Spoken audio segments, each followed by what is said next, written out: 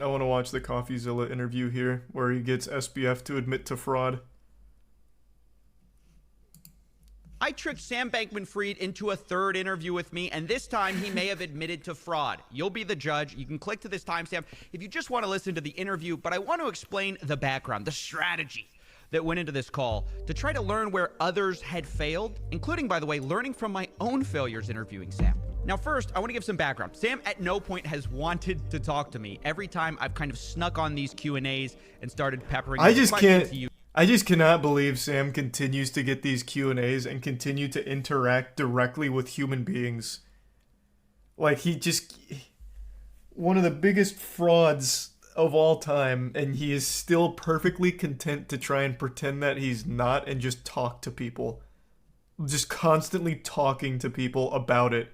Being super open. It's wild. I mean, I guess I'm glad that he's that open about it, because maybe that'll eventually lead to charges against him, since for some reason they don't want to pursue charges against him, even though it was billions of dollars worth of fraud. So maybe as he continues to put his own ass in his face, maybe then they'll be motivated enough to go after him, but it blows my mind that he continues to do this. Sam Bankman-Fried, that is. Usually leaves, but I realized that since this was my third time basically doing the exact same trick, it was probably going to be one of my last, because at some point he was going to catch on. So I knew going into this, it might be my last chance to interview Sam. And because of that, I had to think long and hard about what the perfect line of questioning would be to really pin Sam down. Ask him why he's hard stuck bronze in league. Dodging questions. He's done it with everybody so far, including me, by the way. And I mean, look, I think we've got some great stuff, but to this point, I didn't think anyone had gotten that smoking gun. He always denies everything. He always has a sort of a loophole out of it. So I'd have to try a different tactic. And here was my plan. Sam's whole excuse about not being a con man all hinges around Alameda Research. Basically, he says he knew nothing of what was going on there because he was the CEO of FTX. And while that's nearly impossible to believe that he's this stupid or incompetent, it's really hard to prove 100%. So I realized if we were going to do this, I'd have to remove Alameda from my case, right? I needed to show that Sam had knowingly defrauded people without invoking Alameda at any point. And here was my plan to do it. I was going to spend the entire time laser focused on the FTX terms of service. Now, some of you may know FTX lays out that interesting strategy. Use customer funds for anything. They can't trade with them. They can't loan them out. And I thought this was a really important point because obviously that money is no longer there. So clearly something must have happened. But I'm far from the first person to notice this. Many people, including myself, have already tried to ask him about he called this it out already. Down, but for various reasons, well, it didn't work. And I needed to learn why so we could avoid it. So I want to go through a few major interviews with Sam and show why this line of questioning has always fallen apart, starting with the New York Times. In terms of service for FTX, and I just want to read you this. It says, none of the digital assets in your account are the property of or shall or may be loaned to FTX Trading. FTX Trading does not represent or treat digital assets in users' accounts as belonging to FTX Trading. So how is it possible that Alameda had this loan of... God, he just looks like such a villain. So there's that piece from the terms of service, but there were a number of other parts of the terms of service and a number of other parts of the platform on top of that. There is the borrow lending facility, where users were lending billions of dollars of assets to each other, collateralized by assets on the exchange. You had, and you had obviously... Yeah, but why do you suck so much ass at League? Now, of course, all of this, it's meant to be the case that these are positions where FTX could, if it needed to, margin call those positions and close them down in time such that it would cover all of those, all those shorts, all those liabilities. Obviously, that wasn't the case here, and that's a massive failure of oversight, of risk management, and of... it's such a fucking frustrating defense to listen to.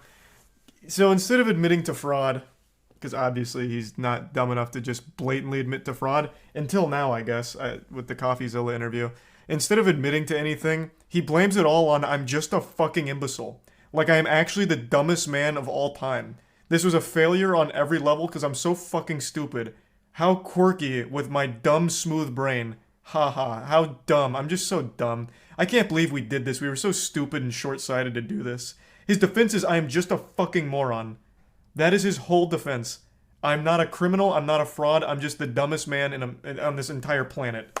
It's so frustrating. It's so frustrating. There's some meatloaf, beak, and bats.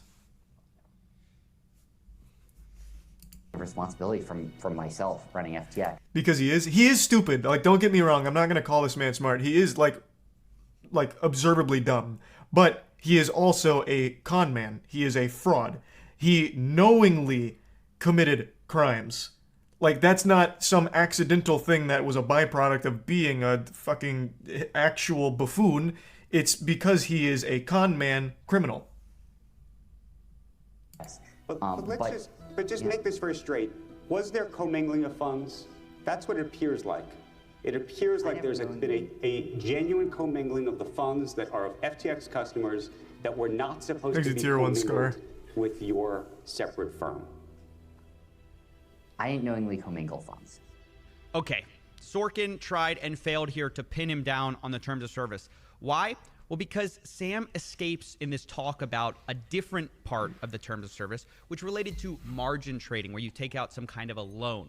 And in a way, it was a complete deflection. Tier 1 musket, it doesn't matter that there's a separate margin trading terms of service, because the people who weren't margin trading still should have had their funds kept safe. But it sort of threw Sorkin off track. And so now we're going to move to the Stephanopoulos interview, which was a bit better because Sam's going to try the margin trading story. But watch Stephanopoulos. He does a better job at honing in on the question. But as you know, the FTX terms of service tell the people who signed up, none of the digital assets in your account are the property of or shall be or may be loaned to FTX trading. Oh, I got it wrong saying again. That happened. My understanding is a few things happen. The first is there is a margin trading facility on FTX. Is it big? By which users can lend out funds, by which other users borrow funds. And so there are explicit cases where there is, margin extended, where there is borrow lending. If Alameda is borrowing the money that belongs to FTX depositors, that's a bright red line, isn't it? There are a lot of cases where that's actually explicitly part of the programs and that are happening. But not here. Here it says that the digital assets may not be loaned to FTX trading. They can't be loaned out. Jesus. Just listening to the way he conducts himself, holy fuck, it is so grating. There is no man that is more, annoying than Sam Bankman-Fried. Oh my lord. And this is nothing compared to that video they made about him calling them the world's most generous billionaire. He repeats it to himself like he's a child in class trying to struggle to read something out loud. Ugh. Oh, did I write that? No, that couldn't have been there. You can't loan to FTX. No.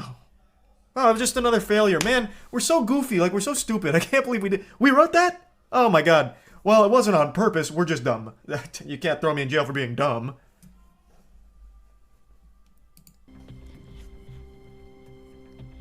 There it's on Who Wants to Be a Millionaire? Borrow lending facility on FTX.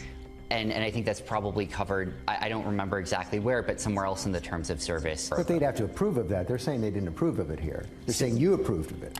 Now, this is great stuff from Stephanopoulos. He refocused the question, but Sam's about to weasel out with a new trick. Go ahead and watch. If Crying. you rewind He cries. to the beginning of FTX, Imagine.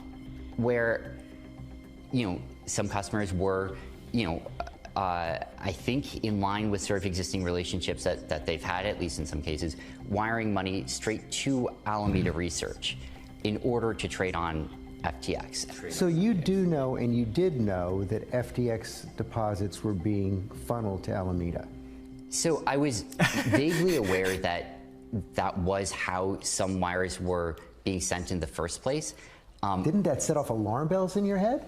Oh, don't give him a way out. This is throwing him a softball at the end. He was doing a great job, but yeah, I definitely see how SBF gets his way out of this one. He squeaks it out, little stinker. I was too busy playing League of Legends, and I was only vaguely aware of crimes or something related to illegal activity or the violation of our own terms. You know how much I play League, right? Because I am Bronze 3, and I just must have been so distracted or on tilt that day. Oh my god. I should have paid more attention. I'm so silly. I can't believe I've done this. So there are a lot of people who are involved in that process. And look, I really deeply wish that I had taken like a lot more responsibility for understanding what the details were of what was going on there. This Jesus. is how he slips out again. Yep. He tried the margin trading explanation. It didn't work. So he pivots to, okay, well, there's this weird backstory where FTX used to take wires from Alameda. And maybe that's where we lost the money, right? It's another smokescreen. But unfortunately, it kind of hamstrung the conversation. And if I was going to succeed, I'd have to beat that explanation. And in the first couple interviews I did with Sam, I tried to go with like this insider angle, where insiders I had talked to had told me something very different, but it didn't work. Go ahead and watch. There's sort of all this talk about the terms of service. Did you break terms of service? Did you not? You're basically claiming that there was this separate side of your terms of service. But I talked to somebody from Alameda and asked how big the position of like, or how many people had assets in the type of accounts that terms of service would apply to versus the regular terms of service, which said you couldn't use their money. And they said it was about $1 billion that was in the margin trading or the margin like side of things where you could reuse their funds or whatever. And there was the rest of it was not there. So it seems like you're putting all your eggs behind this one excuse about, you know, there was this separate side of the terms of service. How do you address everyone else? So I don't have all the data in front of me. My memory is that it was substantially more than $1 billion. I can't verify that. On top of that, there were other effects as well. Some of those were early wire transfers sent directly to Alameda. Yeah, I kind of got stuck where Stephanopoulos roughly got stuck. I should have known that he was just going to refuse the evidence of insiders and just say, well, I disagree, and go back to his Alameda wire explanation. And I tried following it up. To be fair, though, I think Coffeezilla's angle there was a smart one to play, but you're going up against a guy who's trying to be like I don't know, still trying to maintain that altruism almost, where he's like, I'm so open and honest, like everything collapsed, everything failed, but it's because of some shortcomings that I did out of, you know, a misunderstanding and a couple of mistakes along the way. I'm still young, I'm still learning, still time to grow, and then busting out an interpretive dance apology. So it's just like a really hard position to argue against. Thanks to the Prime Fire and the resub Noto and 40AF. Up a bit, but it didn't really matter. I had kind of missed my shot on that particular angle. And as I reflected on this, I realized all of the talk about margin trading, future trading, wire transfers to Alameda, all of it is a smokescreen from the big problem. The big problem is that some percentage of FTX's customer base never sent a wire to Alameda. They never signed up to margin trading. They never did spot margin. All they did was put their assets on the platform, and they were told that their assets would not be borrowed, it would not be loaned out, and that money would always be there. And it wasn't there. Why wasn't it there? There's no other way to explain that. If the money's not there, then fraud. And I had to laser in on that one point, not get distracted by these shiny objects that Sam's throwing up about this or that, or what about this, what about that? No, there's only one question that matters, and it's impossible for him to answer, I thought. So that was my strategy going into it. That was the backstory and how I learned from previous interviews. So without further ado, here's my third and probably final call with Sam Bankman-Fried. I'm going to tell you right now, this is not going to be the final call. Sam Bankman-Fried's going to go on another goddamn Twitter live stream with strangers yet again. And Coffeezilla can just get in there and interview him again if he wants. Like, for some reason, this fucking guy is so addicted to doing interviews about his, like, scam. Like, it blows my mind. It actually blows my mind. I'm about to go up. Okay, Coffee, you're up. Hey, Sam, it's me again. I just wanted to ask real quick about the terms of service question, which Rec brought up a little bit. I want to expound on it. Can you just tell us, yes or no, were you treating client assets just on the regular digital asset side different from the margin trading side? I do think we were treating them differently. There were a bunch of different sides. There were more than two sides there. But I do think that we Please give some Reblosio and give some Wafflix. That we were cognizant of the fact that like there were differences between uses for like margin versus staking versus spot versus futures collateral versus other things. Yeah, just people. I'm just talking about people just putting Bitcoin on the exchange. Yeah. Obviously, there was really clear terms of service around that. If it's true that you didn't invest client assets, not even in treasuries, as you said via a now deleted tweet, why do those client assets no longer exist? So repeat the question. I'm in a mid lane battle right now. Through some of this. Here's my best guess, and I wish I could give you a more confident answer, but I don't have the data. But my best guess is basically it's a combination of the following. One piece is the transfer sent directly to Alameda Research from customers. One piece, and that I think is a fairly substantial piece. One piece is. Wait, can you explain what that piece means? So people were sending money to Alameda instead of they were getting credited on FTX, and Alameda just ended up using those funds, and they were never held separately per the terms of service. Well, there was a separate legal agreement with that. I don't know the details of it. I don't have it in front of me, but God, it's every question you ask him. It's like, well, I'm actually really not sure what you're talking about, but if I had to guess, like as if you didn't own the company, like you didn't make the company. Like it's like asking your dad, who only like read the headlines about FTX, these questions. Like that's his responses. I don't actually know where this could have gone. If I had to, spitball and, give you a ballpark, it probably went into Kmart stock. Like, Jesus Christ.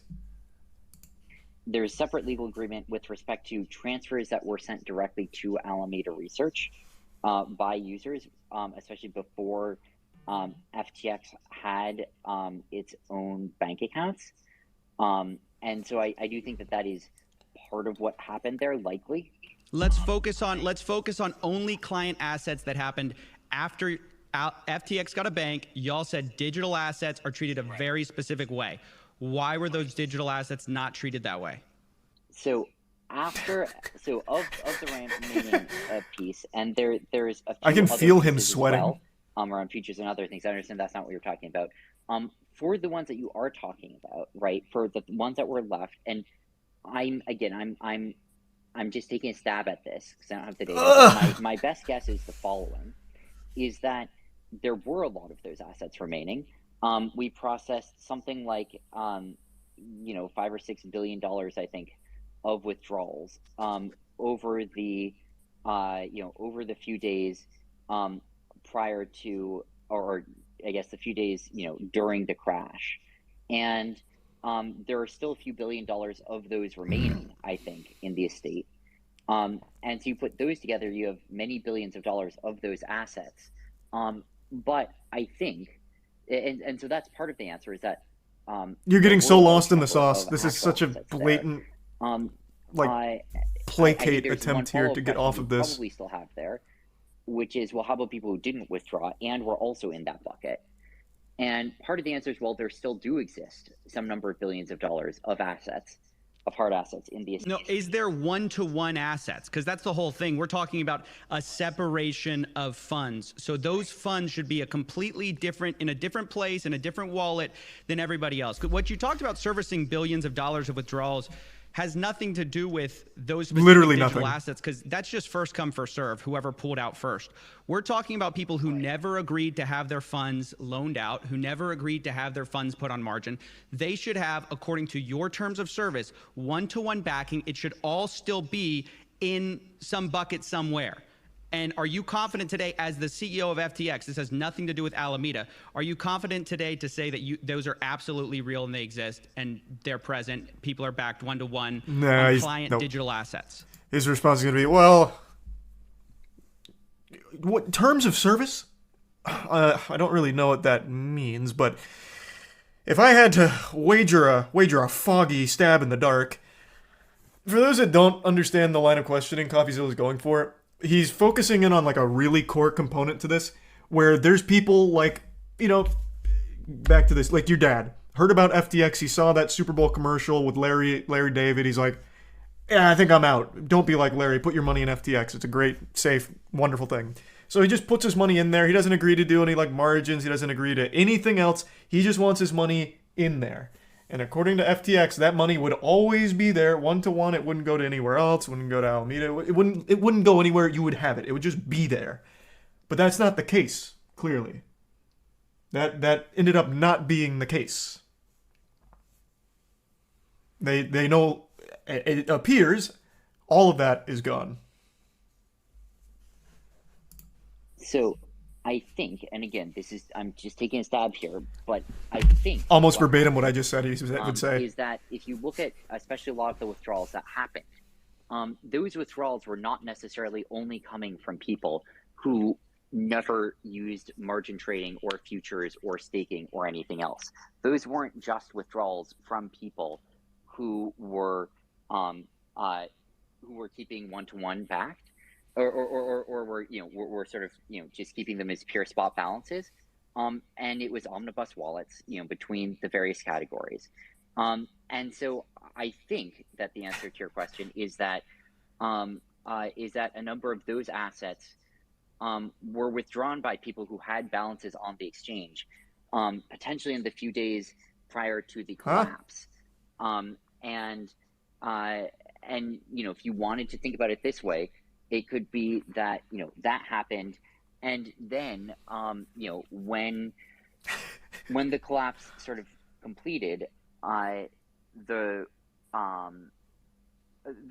effectively meant that there was, if you wanted to put it this way, like fungibility created during those withdrawals between assets for people who had and had not been using. But that means that there is no separation of funds. If there's fungibility between two different buckets of there are no buckets. It's just one bucket.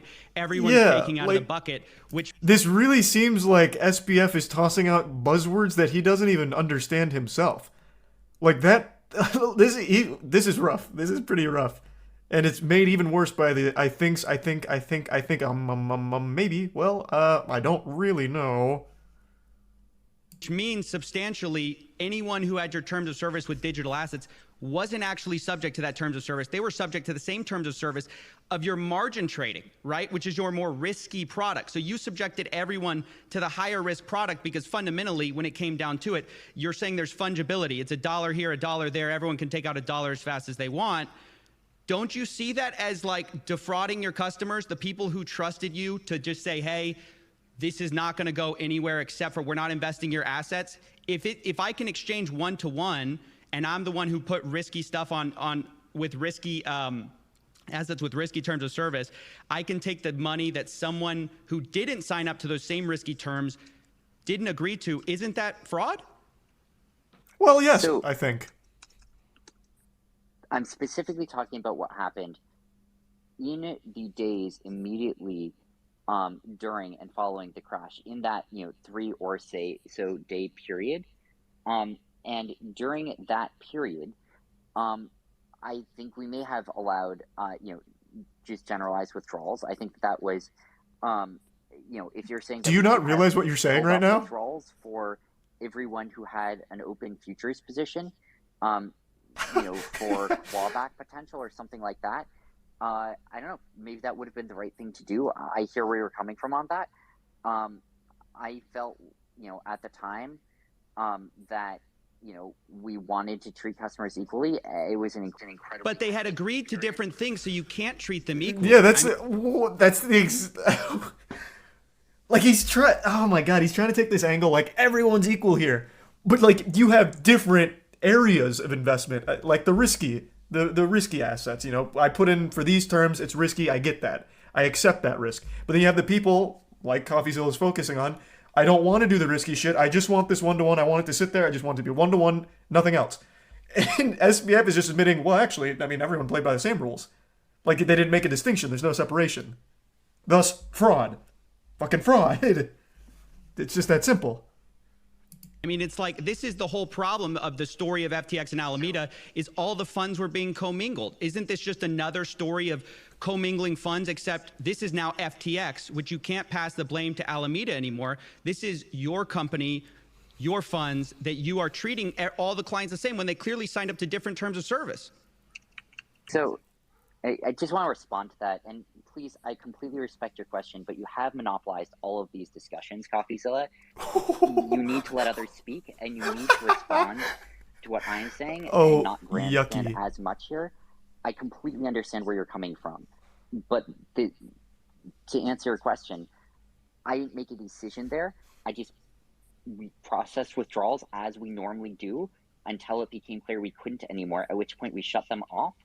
And it was the case that, like, at that point, there was a big liquidity hole. That's what happened. If you want to judge that process and think that, like, we should have been spending those days frantically trying to code up a new withdrawal process, I disagree with you, but I understand where you're coming from. Yeah, sure. I think that's fine. I mean, it's not about coding up a new withdrawal process. It's about treating your client assets the way you told them they'd be treated, right? It's a very different thing. It's super simple. Completely. But anyways, I'll stop grandstanding for Sam. Thanks, guys.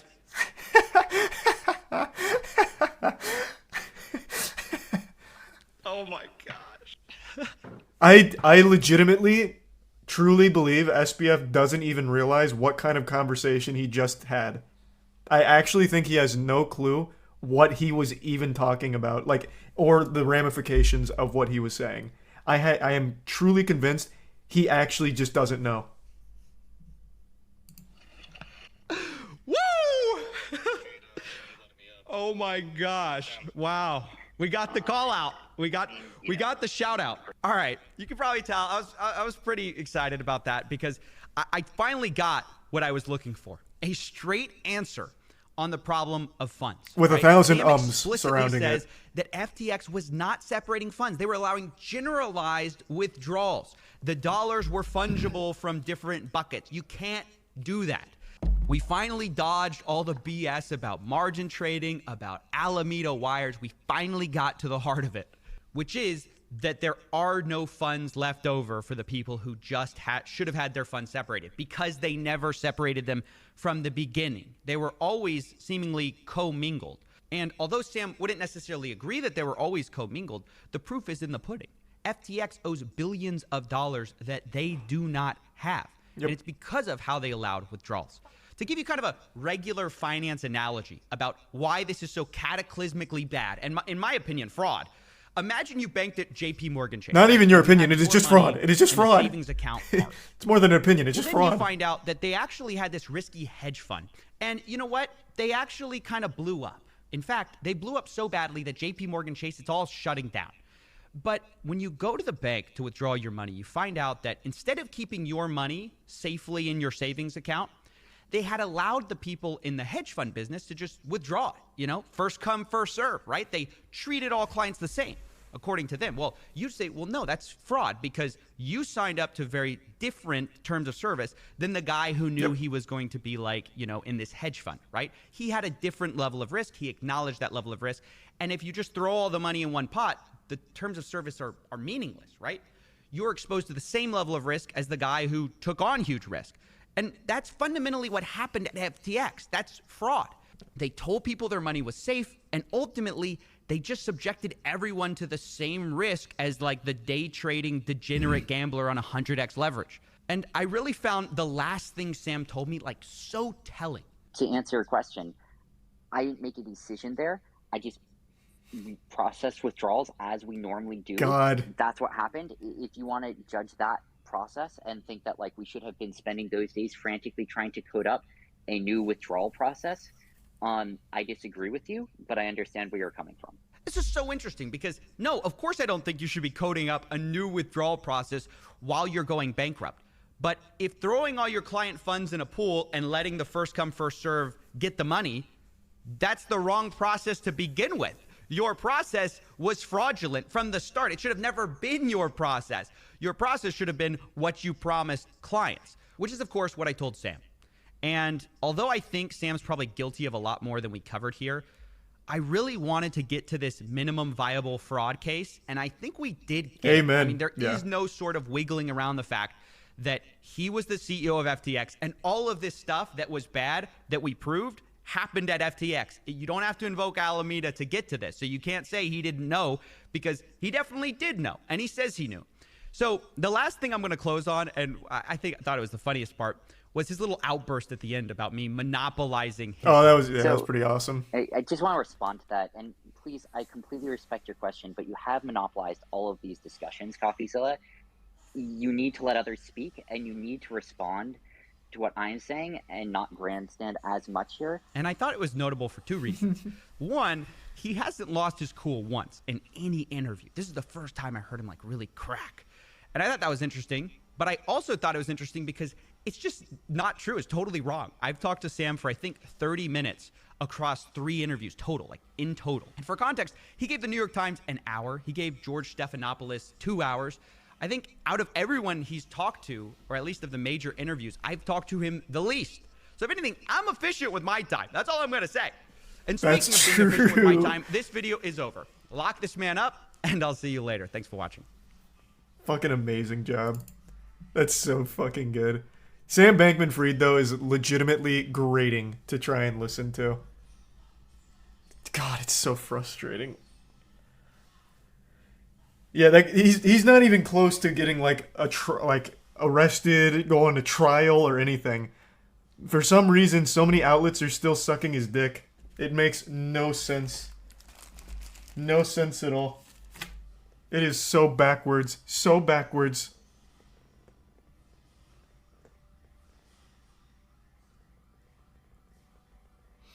Thanks to Resub Lamari. He won't ever be. Yeah, I'm losing faith that he will ever actually face justice.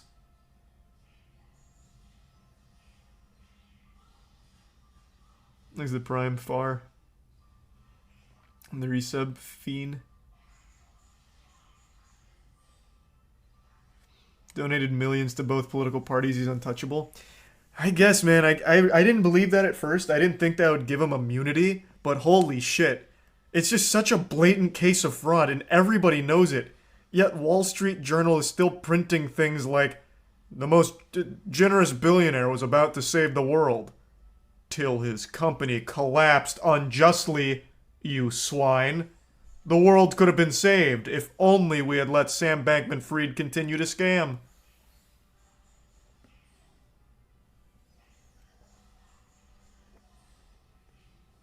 But that's the crazy thing. Sam Bankman-Fried is not a billionaire anymore. He has less money than pretty much everyone here right now. Even the people in chat. He has like $0 to his name. The money he has now is his parents' money. Because his parents are fucking compliance lawyers.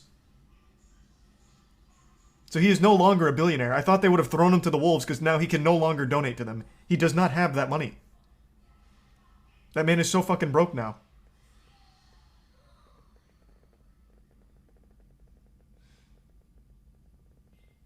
He has like 300 mil in a new shell company.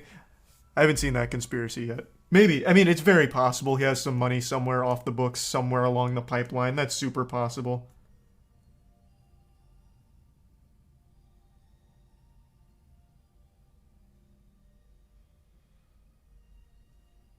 Thanks to Resub Golf. It's not a conspiracy? Well, I haven't even heard that. Where's that info at? Last I heard, he said he might have 100K stashed away somewhere.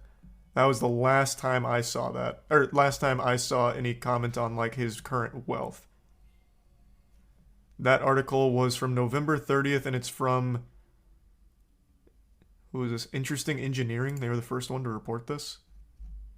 About having the 100K stashed somewhere. Where can I read about the money that he's stockpiled somewhere? Atrioc made a video on it? Wait, what?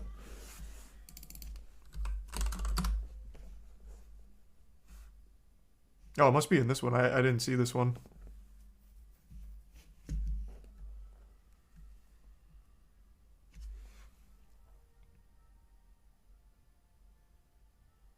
He used a shell company to move 600 mil in Robinhood shares. It's in the Big A video. Oh, fuck me. I had no idea. That's not even being written about. wait. I didn't see anything about that. Not a single article. Hold on. What? Let's see. Robinhood.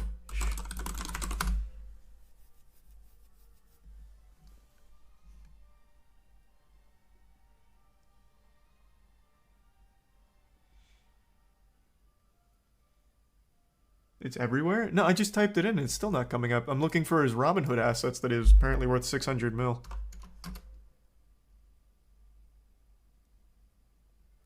The most recent one is from CNBC saying that his Robinhood stake is tied to the FTX bankruptcy, but it doesn't mention anything about any of his shell companies here. So it seems like that's still inaccessible funds.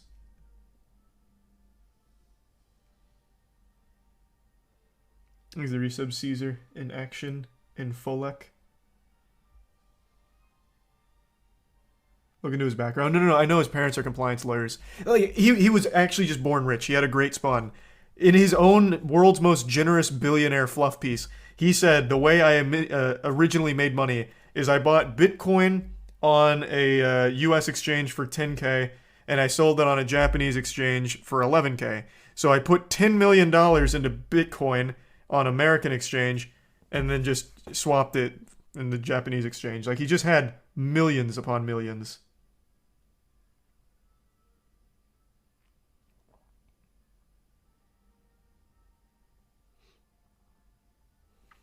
I also don't think that's the way he made his money, by the way.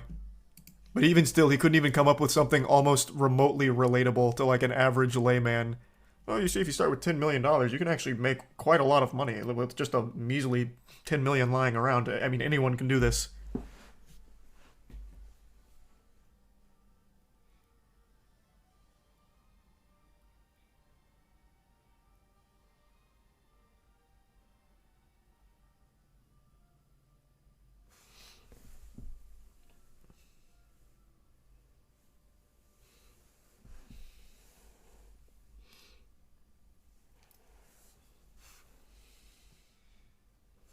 So he basically merged it to GE. Well, yeah, I guess kind of. Thanks, Resub Hazard. Resub Valentine.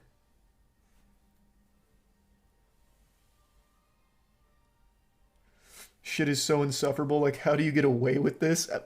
Because the only people affected were, like, normal people. Like, I read an article the other day. Kevin O'Leary, Mr. Wonderful, the guy who talks about people not being rich, or what the fuck was his quote? I even just mentioned it, like, yesterday. There's something like the top 0.1% have more money than the bottom 88% who live in poverty, and Kevin O'Leary was like, that's wonderful news or some shit like that. Fantastic news. Well, it came out that he was actually paid $15 million in order to shill FTX. So everything that he keeps saying about how amazing SBF is, like everything about, like, you know, SBF may have had this entire empire collapse, but I'd invest in him all over again. All of it is just paid for.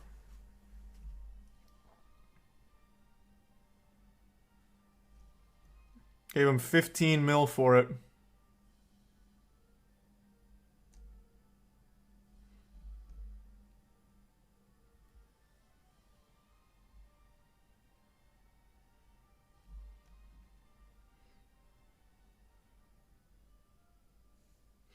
Thanks the resub bits.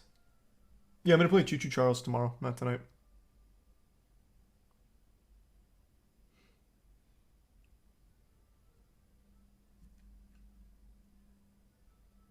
Yeah, because Kevin needs more money. Yeah, but this was 15 mil for doing nothing but posting a couple TikToks being like, Sam Bankman-Fried is one of the smartest men I've ever seen in my life. He'll make you a billionaire if you put your money into FTX.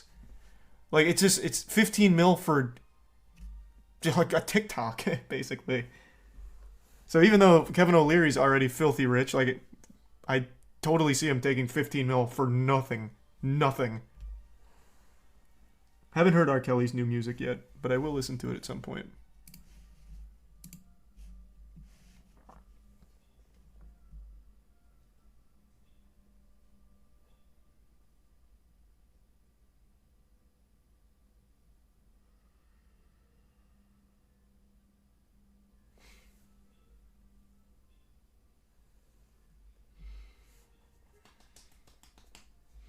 Sounds like a lot of distractions. What are you talking about? You talking about FTX? Thanks to give sub-zibs.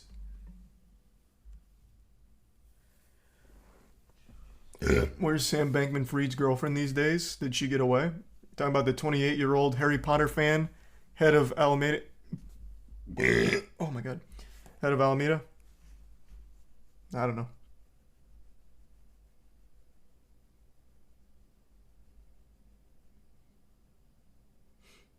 I think it's a resub diamond. The 2 give subs sexy. She was spotted in New York City. Like, are they coming after her? What was her name again?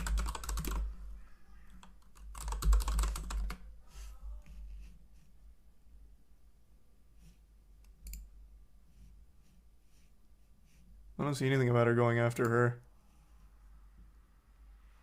Huh. Only that they're keeping their eyes on her. Let me look at something else. Let's see. This is a cool title. Caroline Ellison, math whiz and Newton native, was bound for success. Then she got into crypto. Oh, yeah, here. I've got this up. I want to go over the FTX stuff and then maybe start reading about the Mick Gordon situation. FTX is another big crypto bro L. You love to see that. FTX was, I think, the second largest crypto exchange, at least for a time.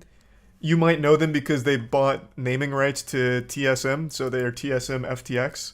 They also bought the naming rights to an arena in Miami, I believe. So I'm sure a lot of you have seen them. Well, they've recently filed for bankruptcy.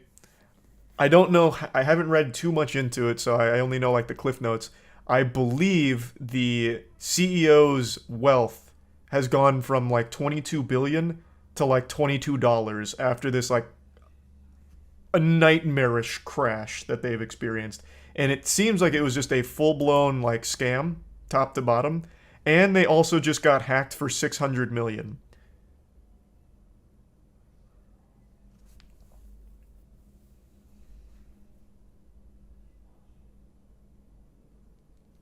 Hacked in quotes. True, yeah, I guess that could be like the CEO himself going in to try and take 600 mil before it like really hits the fan. Now apparently Coffeezilla did a whole video on this. I didn't see it get posted, but let me see. Before I just read all of the cliff notes. I always like his summations of everything. I think he does a great job of it. So here's the collapse, and here's going over the ramifications for everyone that put money into FTX. Let me see why the collapse happened. Crypto Armageddon is here. The biggest players in the world are at war. They're fighting it out, and I'm here to tell you who won and what's next. Now, I'm going to be honest, I called this yesterday. I warned you guys that FTX, second largest exchange, might be insolvent. I actually did see that tweet. I did see this come out from him, but I didn't really understand it. I didn't realize FTX was in such a bad position at the moment. And man, Coffeezilla just has to have the biggest smile on his face 24/7 right now. Everything he says on his channel pretty much comes true. Because he does a lot of like speculative work, like here's the research I've done and here's what it could mean going forward. And like every single fucking time, he's like right on the money. Only a couple months later. It is wild. The guy's like an actual crypto prophet with predicting all these collapses. Once there existed two rival crypto exchanges. Binance number 1, FTX number 2. I remember when this first started blowing up, I read the headlines that Binance was about to buy FTX. And then I saw the next day they're like, absolutely fucking not. FTX is a disaster. We're not buying. So I believe that's where they're at. I don't believe Binance is still interested in purchasing the debris and the fragments of ash from FTX. They weren't very liquid, and it was arguable that some of the coins weren't that valuable. So they couldn't get access to these funds immediately. Meanwhile, they had huge liabilities of $8 billion, $7.4 billion of which were loans. Now, Dirty Bubble Media, who was the person who called out the collapse of Celsius, which we've talked about extensively. Oh, I forgot about that one. Report. In it, he suggested that FTX and Alameda Research might be insolvent because all their money was locked up in these tokens that might be worthless. And if everyone tried to withdraw their money all at once, the company could likely not pay off their liabilities. So that happens a lot. Something not too dissimilar that Coffee's talked about before was with Terra Luna. Though I guess actually not really. I guess they're not super comparable. But the collapse of Terra Luna seems pretty in line with the collapse of FTX, even though the actual motivator was a little different for both. A common thread is a dumb fucking CEO making stupid tweets that eventually send everything into a spiral, a death spiral that they can't recover from. Do Kwon for Terra Luna, and now I guess SBF for FTX. For those that don't know who SBF is, I actually learned about him like 8 months ago because it was most generous billionaire, they called him. So there's this whole video about him. He was 28 years old at the time here, and the whole video is about how he's going to be giving billions away from his wealth to save the world, and like this really altruistic video about what a great guy SBF is. And for the longest time, that's all I really knew about him. And then this. Apparently the guy was super sketchy. Like, really shady. No, that is what the whole video is. I'm not making that shit up. This whole video is, like, sucking on his ass about how he's amazing. And then he sucks his own dick about, like, yeah, I'm kind of amazing because I'm so generous. Thanks for some Quacked, Sokage, Pirate, and Salty. And thanks for the raid. I hope you had a great stream. Thank you for that. Welcome. Sorry, I just saw that. Thanks to the bits Kinway. And the resub Thick. And tier 1 GG and Prime Orange. That was wholesome. Welcome. Hope you guys like train wrecks here, because this shit is a fucking disaster. I love watching these things. Condolences to anyone that had money in the FTX exchange, though. God rest your soul. And your wallet. Thanks to the resub bubbling in the tier 1 Tanaka. Now, CZ saw this and decided to take an opportunity to strike against his biggest rival.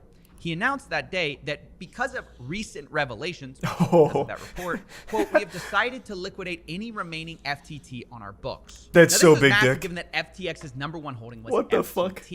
Their competitor Binance is saying that they're going to dump up to $2.1 billion worth of it on the open market, causing that price to plummet. Now, all of a sudden, you don't even have illiquid funds. You just have none of those funds. So even though CZ said that this was not a move against a competitor, it kind of looked like it was, right? I just say go mask off. This is an absolute gut punch here. So I guess the report highlighted that they didn't have access to those funds. They weren't liquid and they were like held in other tokens. So CZ read that and he's like, oh, bet. So that means they couldn't actually cash me out. So I'm going to tank everything. And he did. And I guess most people followed suit since the price tanked. Huge. Of course he's going to say that. In reality, he knew what he was doing. Unsurprisingly, because these guys hate each other, CZ wasn't having it. He said he was going to stay in the free market. Huge. That he fully intended to squash the price of FTT. And he did. So I don't know anything about CZ. I do know Binance pretty well. But I'm going to say I won't be surprised if some shit happens to CZ pretty soon. Because, I mean, this is a big dick play. And we've seen this before, like with Do Kwon and Terra Luna. When you start slinging meat like this, it always somehow bites you back. So maybe a year from now, we'll see something similar happen to Binance. I don't know. But for now, this shit goes hard. And they wondered, how did any of us trust this guy? I think about that is how all of this shit plays out. You have an absolute disaster, and then everyone, like, it's like post-nut clarity. Everyone's like, all of a sudden, all of these red flags for years. What the fuck was I thinking? Like, every time. It has to be, like, some level of brainwashing, right? Where you just, it sounds so good, so you convince yourself it's all true, and you ignore all of that shit. Like, you go against better judgment and logic just to continue to believe in it. I don't know. It's so weird, though. That happens in, like, every situation so far, with crypto specifically. Thanks to the resub, Elgato, Itanori, and that guy Yav. Just to confirm, I'm understanding the FTX collapse. Over 1 million people put $1 billion in assets into a crypto company founded in the Bahamas by a 28-year-old. There's a little more nuance than that, but I mean, yeah. I mean, I guess. That 28-year-old, though, is very likable. He was saving the world, god damn it.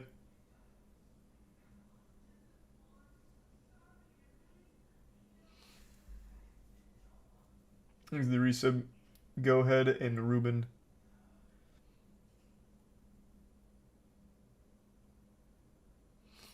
The resub Swift.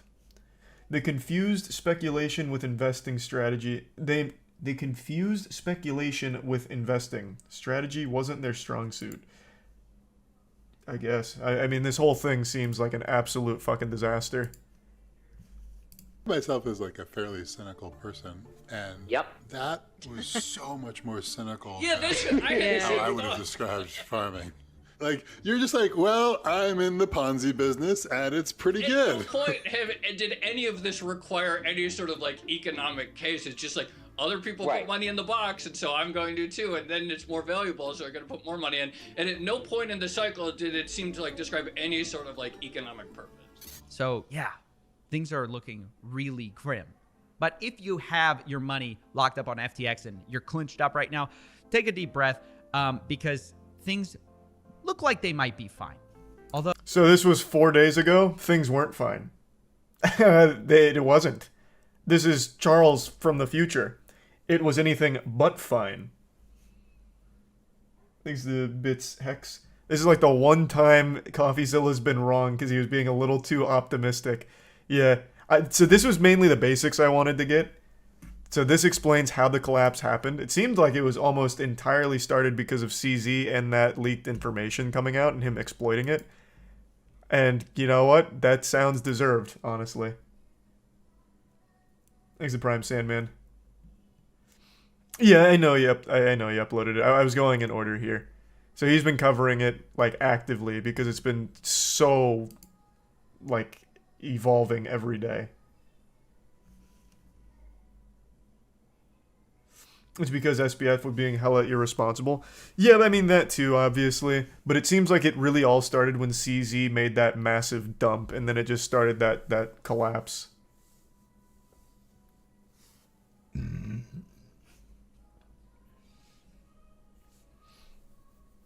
Thanks a bit's reason, the resub Bear, Kizzy, and the Prime Sandman.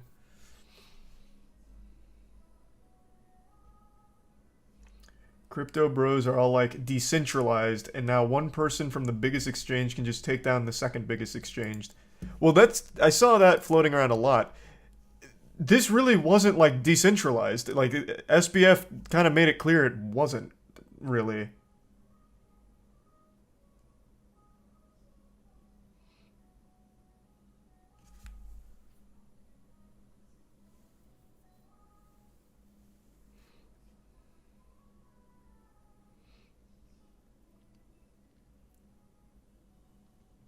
It exposed how centralized crypto is right now.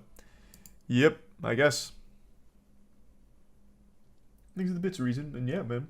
Thanks for the resub, Arcane.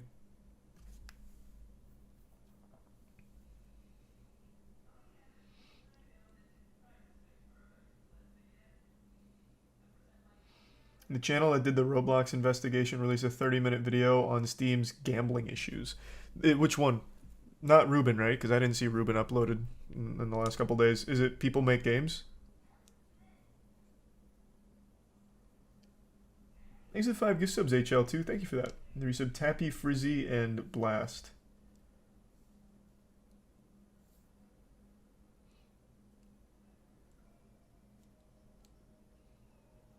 And thanks for resub Midnight.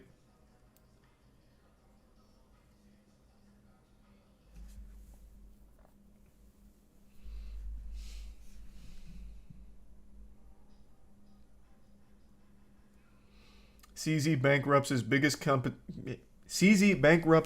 competitor while also destroying the people who invested just because he can, and idiots still think crypto is a good investment. Well, I mean, you'll get no argument from me. I don't think anyone is under the impression crypto's in a great spot. Hopefully people stop putting money into cryptos. Like, that'd be huge, but I don't see that happening anytime soon. All these sad stories are just going to continue to pile up. Like, I laugh at, like, FTX and this guy, the CEO, But I feel bad for like the 60-year-old dudes who just got convinced by their frat bro grandchildren that their money was better off invested in crypto because it's guaranteed returns or some shit. I do feel bad for them.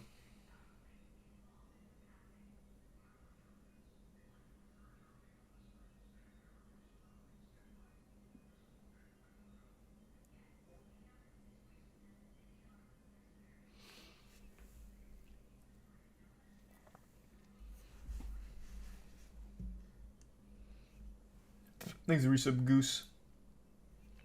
Average people get fucked more than anyone at the top. No, I mean they do. Average people absolutely lose more, but I think the people at the top get like super fucked as well. Do Kwon, I think, is still on the FBI's most wanted list, right? Let me see. That was the guy behind Terra Luna. Let me just do Do Kwon. Let me see if it comes up. Martin Shkreli tells Do Kwon jail's not that bad. From billionaire to nearly homeless, the tale of 3 crypto CEOs. Huge.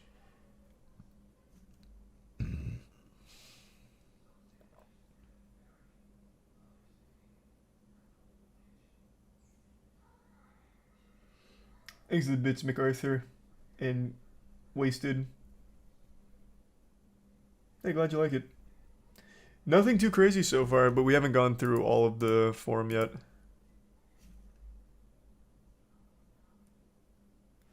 Average people don't have the money to lose, so they get it worse. Yeah, I would agree with that. But at least the people at the top do face huge repercussions. Like, again, I'm pretty sure Do Kwon is still one of the most wanted, because he ran. At least he did when it first happened, and they're trying to track him down. Maybe he's not anymore. Thanks, resub Diego. And the Prime Jockster. Oh! Jeez, thanks for the resub MRP. And the Fat 50 drop, Dark Prof. Thank you for that. God damn. Jesus Christ. Thanks, resub Clanky. Thank you for the generosity, man. Good lord. Did you, like, short FTX or something? Fucking fat paycheck.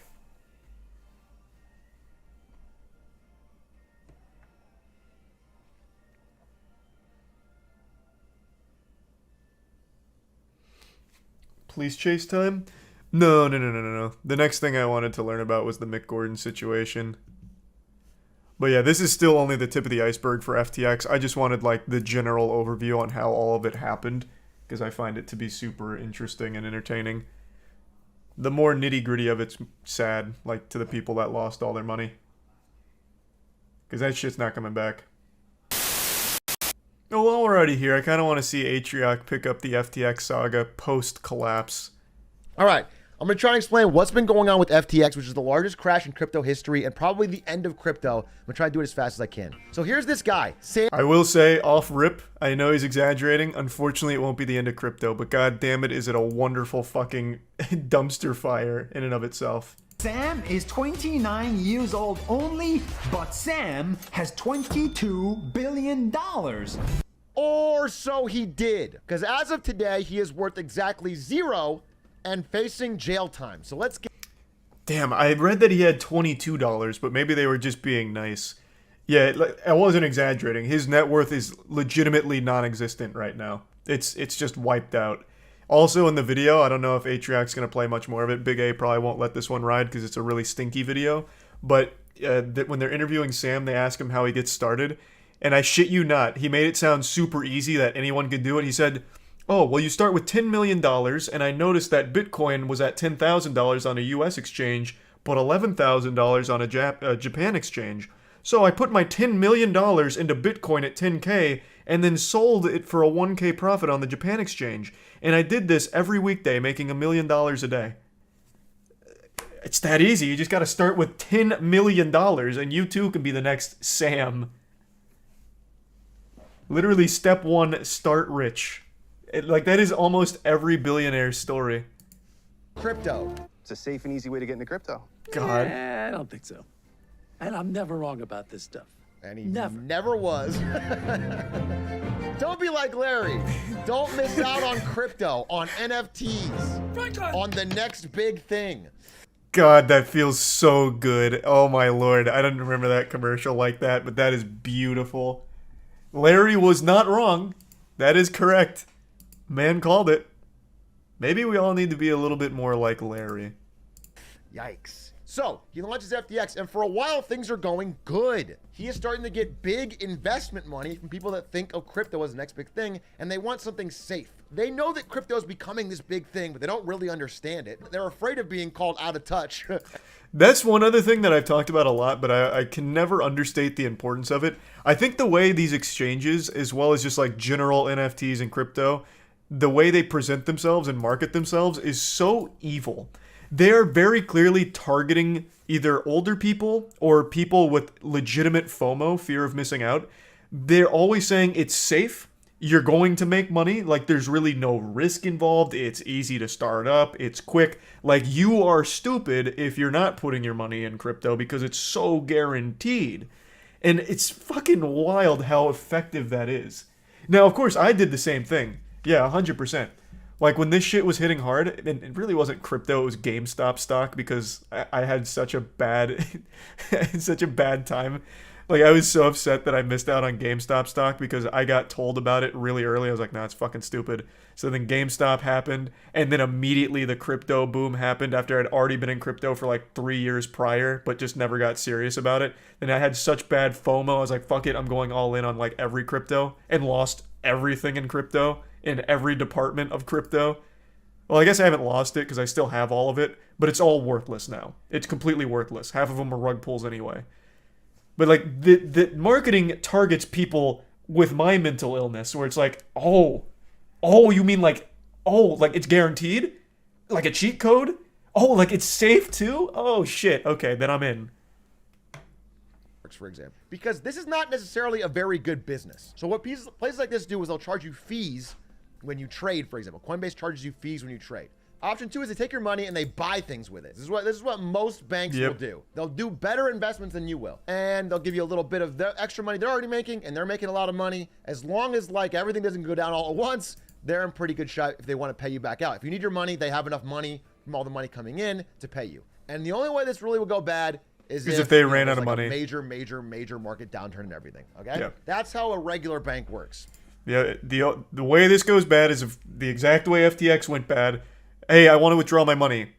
You can't. We can't cover that. You can't. We don't have the funds to cover your withdrawal. You know, there's definitely some risk here, but in general, it's okay, especially because in a real bank, all of your money is guaranteed up to $250,000. It's called the FDIC insurance. It doesn't matter if the bank goes out of business. The government will make you whole. Crypto has nothing like that. Understand that like there's a variety of things that can be in this basket here. So imagine if instead of buying a house, you're buying Yu-Gi-Oh cards or things that generally are stable and appreciate in value, what if they bought a holographic Charizard? Whoa, Bro, Big A and I are in the same fucking headspace here. Oh my god, we're mind melding. What the fuck? This is not pre-watched. Literally not pre-watched. My god. Saying, what if they took your money and they bought a holographic Charizard? Now, this is still something you can invest in. It can still go up in value. It's not nothing. It's worth something. Let's say you give him $300,000. No, I swear to God, it's not pre-watched. He uploaded this during my stream. All right. No, I swear. I promise. I'm not a fraud. I'm no SBF. I've been streaming for an hour 30. He uploaded this 49 minutes ago. The math vindicates me. It proves I'm innocent. Now, if it's one person asking for their money back, that's fine. But what if they've bought 100,000 Charizards?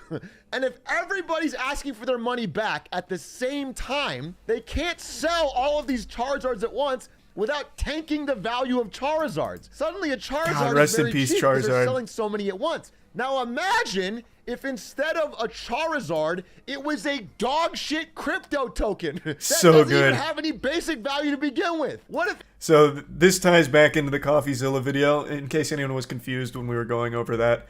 They put it, apparently, it came out in the research, they were putting everyone's money into shit coins. So I believe they had like Solana in there. They had their own like native one, the FTT token. Fuck, what were the others? Shit. There was a couple more. Literally just taking this money and putting it into shitcoins. They were basically just me, but with more money, with like terrible fucking shitcoins that are gonna get you nothing. So when people had this bank run, they couldn't pay them back because they couldn't sell those coins or anything. They couldn't actually give money back. So that's how all of it just started to crumble and collapse. So did that drastically cause like hundreds of rug pulls basically? It tanked it. So like the FTT, for example, one of the ones that they went hard on with taking that money and putting it into, that collapsed. Like the FTT died because of all of the withdrawals and not being able to do that. So the FTT absolutely died. And that was also because of CZ dumping all of his. Thanks to Tier 1, Ardoni in the resub, Avoid, Daymare, Jack Bauer, Money, Loan, and the gift sub Street. And the bits crunch. And God of War's been amazing so far, yeah. It's even worse than this. That, ladies and gentlemen, is what FTX is doing. Interrupt in the middle to bring you a note from Mr. Wonderful of Shark Tank, who had something to say about Sam Bankman-Fried. Big advocate for Sam because he has two parents that are compliance lawyers. If there's ever a place I could be that I'm not going to get in trouble, it's going to be at FTX. So, you know what they're doing right here is. Hey, this is Mr. Wonderful, the guy that said people living in poverty is great because it gives them something to work towards or whatever. Fuck, I'm misquoting him. It was even worse than that. God damn it, what did he say?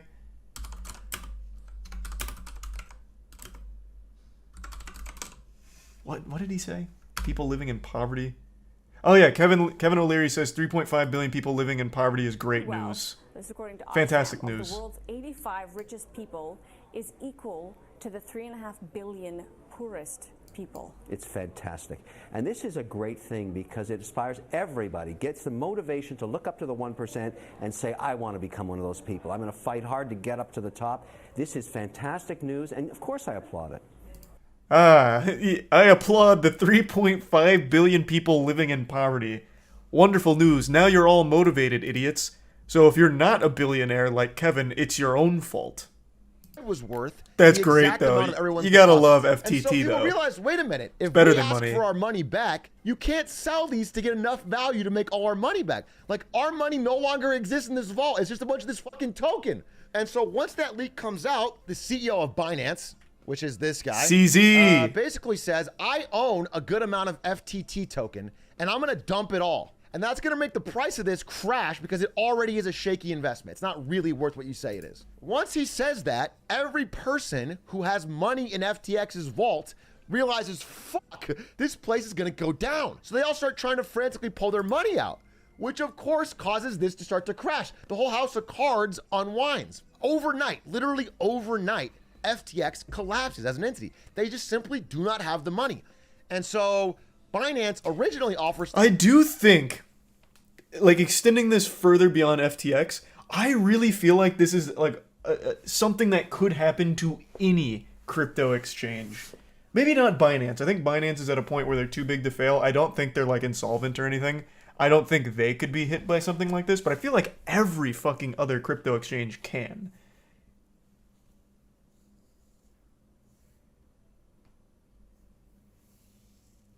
You never know. Hey, again, you never know. I did say that behavior from CZ, while being a Giga Chad move, has historically been like a dagger in the future. Dokwon said something similar, did something similar on Twitter days before Terra Luna died, in very similar and tragic fashion. So it could. It absolutely could. To buy up FTX for like $1, just basically buy it up. But then they look at FTX's books and they realize FTX is in so much debt that if they buy FTX, it'll probably bankrupt them. Toma and Deep. So now nobody is buying FTX. Nobody can get their money out, including this fucking man, Tom Brady, who's probably going to have to play football till he's fucking 59 now. Oh, no. Like TSM. No. Like the Miami Heat, all of which accepted major FTX sponsorship deals that lasted 10 plus years, are all not getting paid. TSM is built almost entirely on this FTX money, which is not getting paid. I predict, you know, we're going to see, like, legitimately, Mr. Beast might buy TSM. I'm not even kidding. Why did anyone catch this? That'd be huge, actually, if Mr. Beast bought TSM. You should buy TSM. Are you fucking insane? You think I can afford TSM? Jesus Christ. Hey, I'm a huge fan of a lot of the TSM teams, but there's no shot I could afford their salaries. Jesus Christ, no way. Would love to, though. But no, that's probably going to have to be like a Mr. Beast purchase. That is true, though. Once TSM accepted that FTX sponsorship for the naming rights, I feel like, yeah, that's mainly been their source of income in supporting their teams.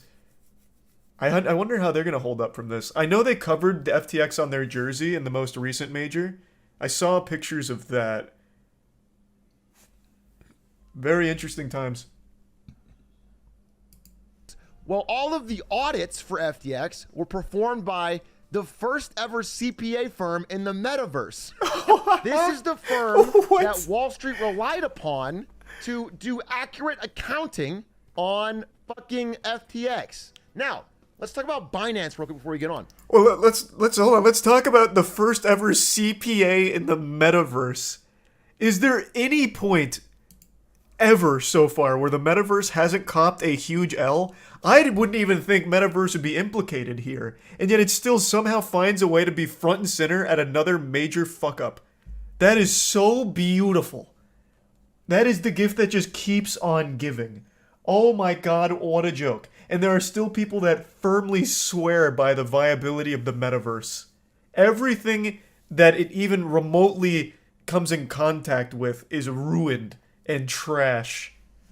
That's so wonderful. People that took all of FTX's money and shilled it relentlessly. I don't want to name names, but there are many, many YouTubers that I've seen in the space that, not financial advice, did a ton of shilling for FTX. I've never seen FTX on YouTube. There should be some accountability on where this money's coming from when you talk about it and sell it to people. I've seen a lot of Coinbase ads, but I've never seen one for FTX. Did FTX do a lot of YouTube sponsorship outreach?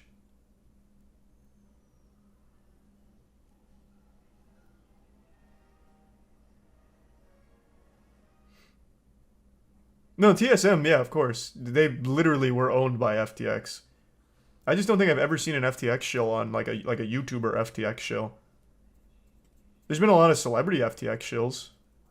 Yeah, maybe it was more the like financial side of YouTube, which I don't really tap into because I think a lot of it's just terrible advice.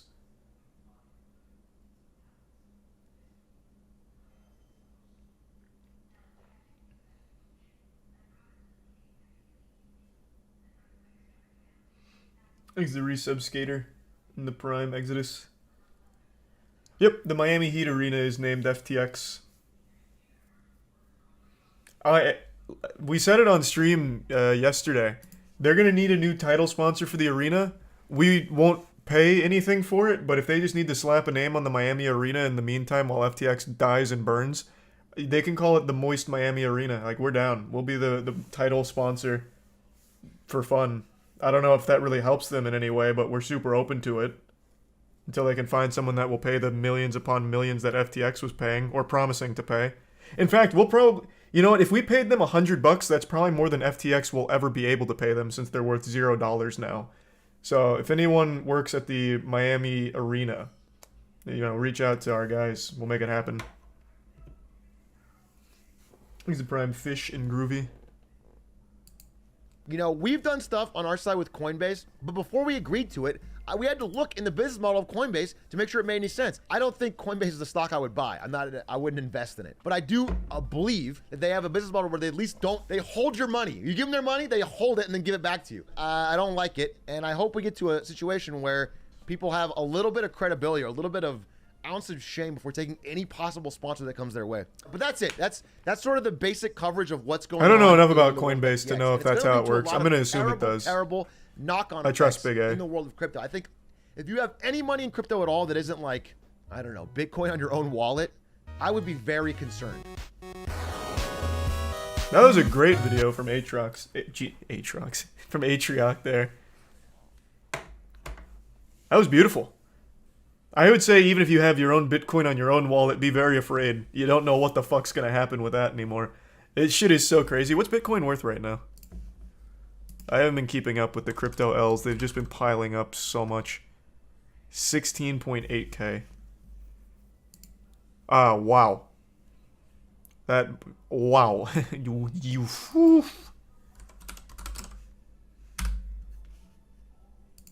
Ew. Ooh. Ew. Ew.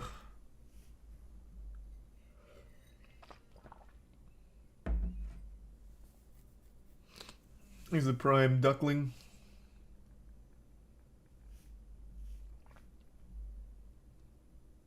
I remember all the cope from the crypto community when Bitcoin first started crashing saying that this happens all the time. And they weren't wrong. For a while it did. This was like a pattern Bitcoin used to follow of like going way up on a rush and then collapsing for a bit, stabilizing, then popping off again. Just have to wonder, when's that pop-off coming? Because usually it doesn't take a full year for a pop-off. It'd usually just be down for like 4 months maybe. At least back when I actively paid attention to it, which was like 2016, 2017.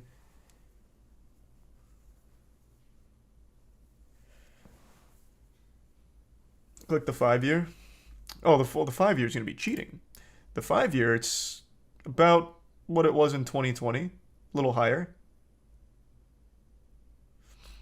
Yeah, and then here's where it was back in the golden age of crypto. This is when you were like actually early and could make a fat stack.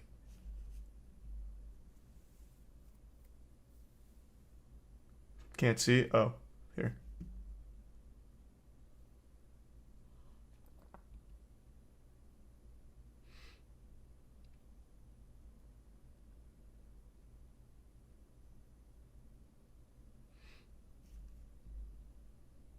These are prime Colby and potato. It's about the same as now. I guess kind of. Just the explosion was much higher. But yeah, I mean, you're not super wrong.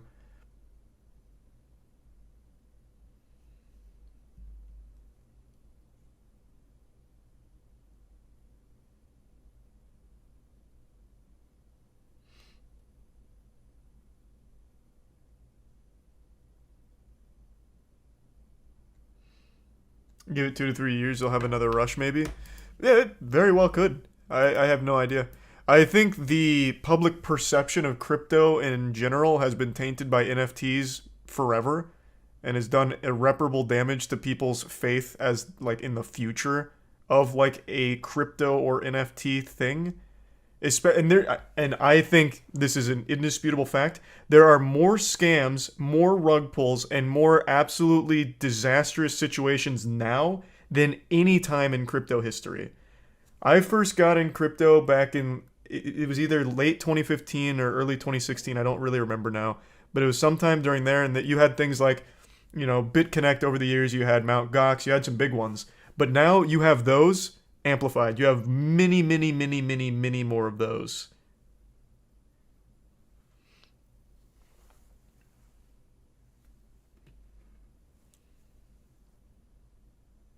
So I just don't know how you can ever repair that faith in it. But who knows? Maybe people just forget, be blinded by hope. Thanks for resub Beard, Turbo, and Plop. TSM just tweeted about this. Let me take a peek.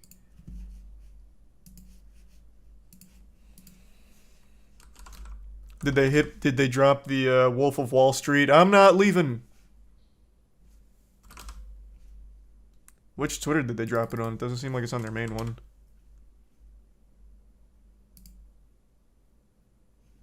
Oh, here it is. TSM statement on FTX. This was posted an hour ago.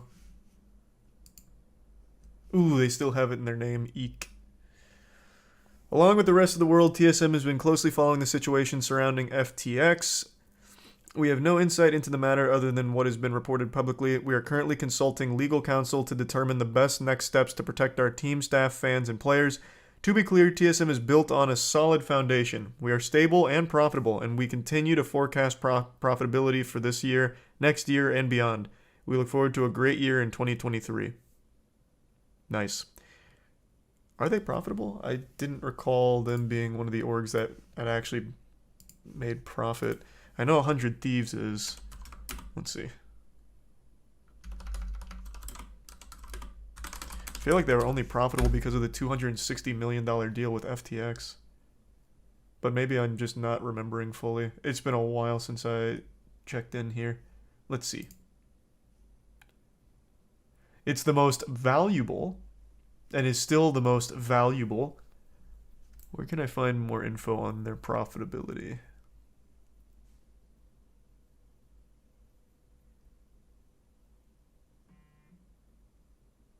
They made it, okay, so last year they claimed they finally had profit. Okay. And it was a $210 million deal, not 260. I'll just take their word for it. I have no reason to doubt it.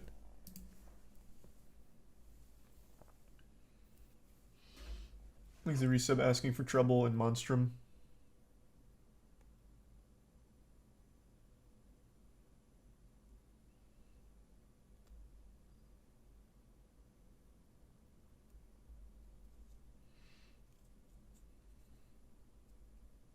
Really want to know how much Tom Brady lost? Oh, so do I. I'm really curious how much Tom Brady lost. Holy shit.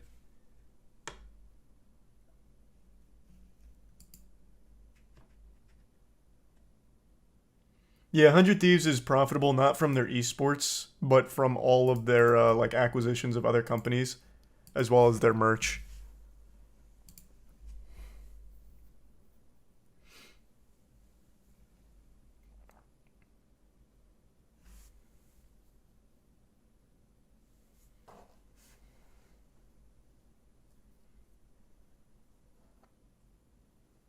You see the creepy guy chasing down a girl got arrested?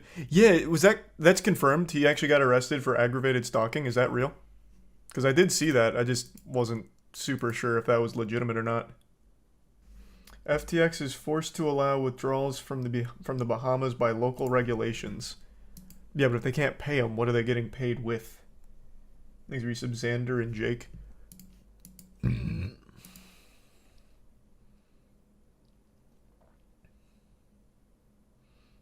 Thanks for resub George. The bit snert.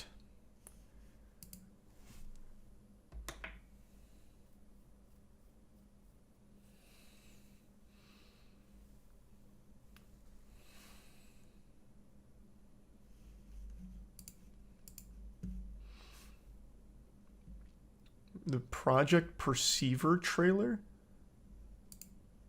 No, I can't say I've ever seen that.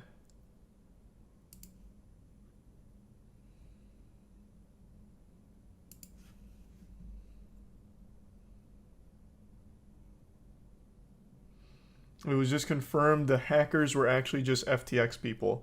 I don't think anyone's surprised about that. They didn't even need to fully confirm that. That was pretty obvious. I'm sure you've at least heard by now that Logan Paul was caught with his pants down, exposed for one of the largest scams ever run by an influencer.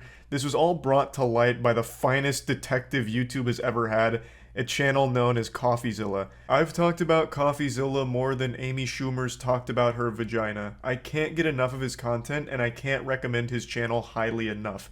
It is beautiful stuff. He's like a real-world L from Death Note, but instead of solving murder mysteries, he's solving scams. He's become a boogeyman to any fraudster online, where if he knocks on your door, they run to the basement and hide, like Batman striking fear into the hearts of criminals. And recently, he set his sights on Logan Paul. This is actually an investigation that's been going on for an extremely long time. Coffeezilla has spent at least a year going through every single detail of this case and getting all sides, talking to the people that helped develop it, as well as people affected by it, and even core members of the team that were in the know on what was going on from the beginning of this project, from the goddamn birth of it, from the very beginning. Coffeezilla has talked to one of the people that helped bring this project to life, like at the genesis of CryptoZoo. Now, to break it down into a nutshell, CryptoZoo was supposed to be a play-to-earn crypto game where you buy a shitcoin called Zoo, which you use to purchase an NFT egg, which hatches into stock photos of animals. And then you can like breed those stock photos of animals into more stock photos. That's the entire gameplay loop. You look at fucking PNG stock photos of animals that combine like a whale with a frog. That's it. And where you can earn money is by burning those PNGs that you get. And then you can get Zoo in return, claim your yield. It sounds like the worst game ever fucking made. It's a worse game than Super Fight, which was a $200 Steam game that was a single level and only 30 seconds of gameplay. I'd have more fun watching my own car catch on fire with all of my shit inside of it than playing CryptoZoo, but it was never designed to be a game that's fun to play. From the very beginning, it was clearly designed to be a money-making scam to exploit Logan Paul's massive audience. And the game also never even worked, and to this day, over a year later, still doesn't work. You were never able to actually play, and you were never able to actually earn, unless, of course, you were one of the founders from the beginning. Because then, there were a couple of founders that made a lot of money, including a cameo from someone you might be familiar with from previous scams, Jake the Crypto King. Known for his Pokemon scam back in the day, he's back. I said on stream that this whole thing feels like the series finale to Logan Paul's career, where all of the side characters come in together for one big final oorah, like an episode where they bring in everyone to celebrate the end of the show. It is crazy just how deep this CryptoZoo rabbit hole goes. I don't want to spoil anything, but yes, Agent 47 is back, and he is once again a very shady and big piece of shit in this whole thing. There are no good guys on the CryptoZoo team.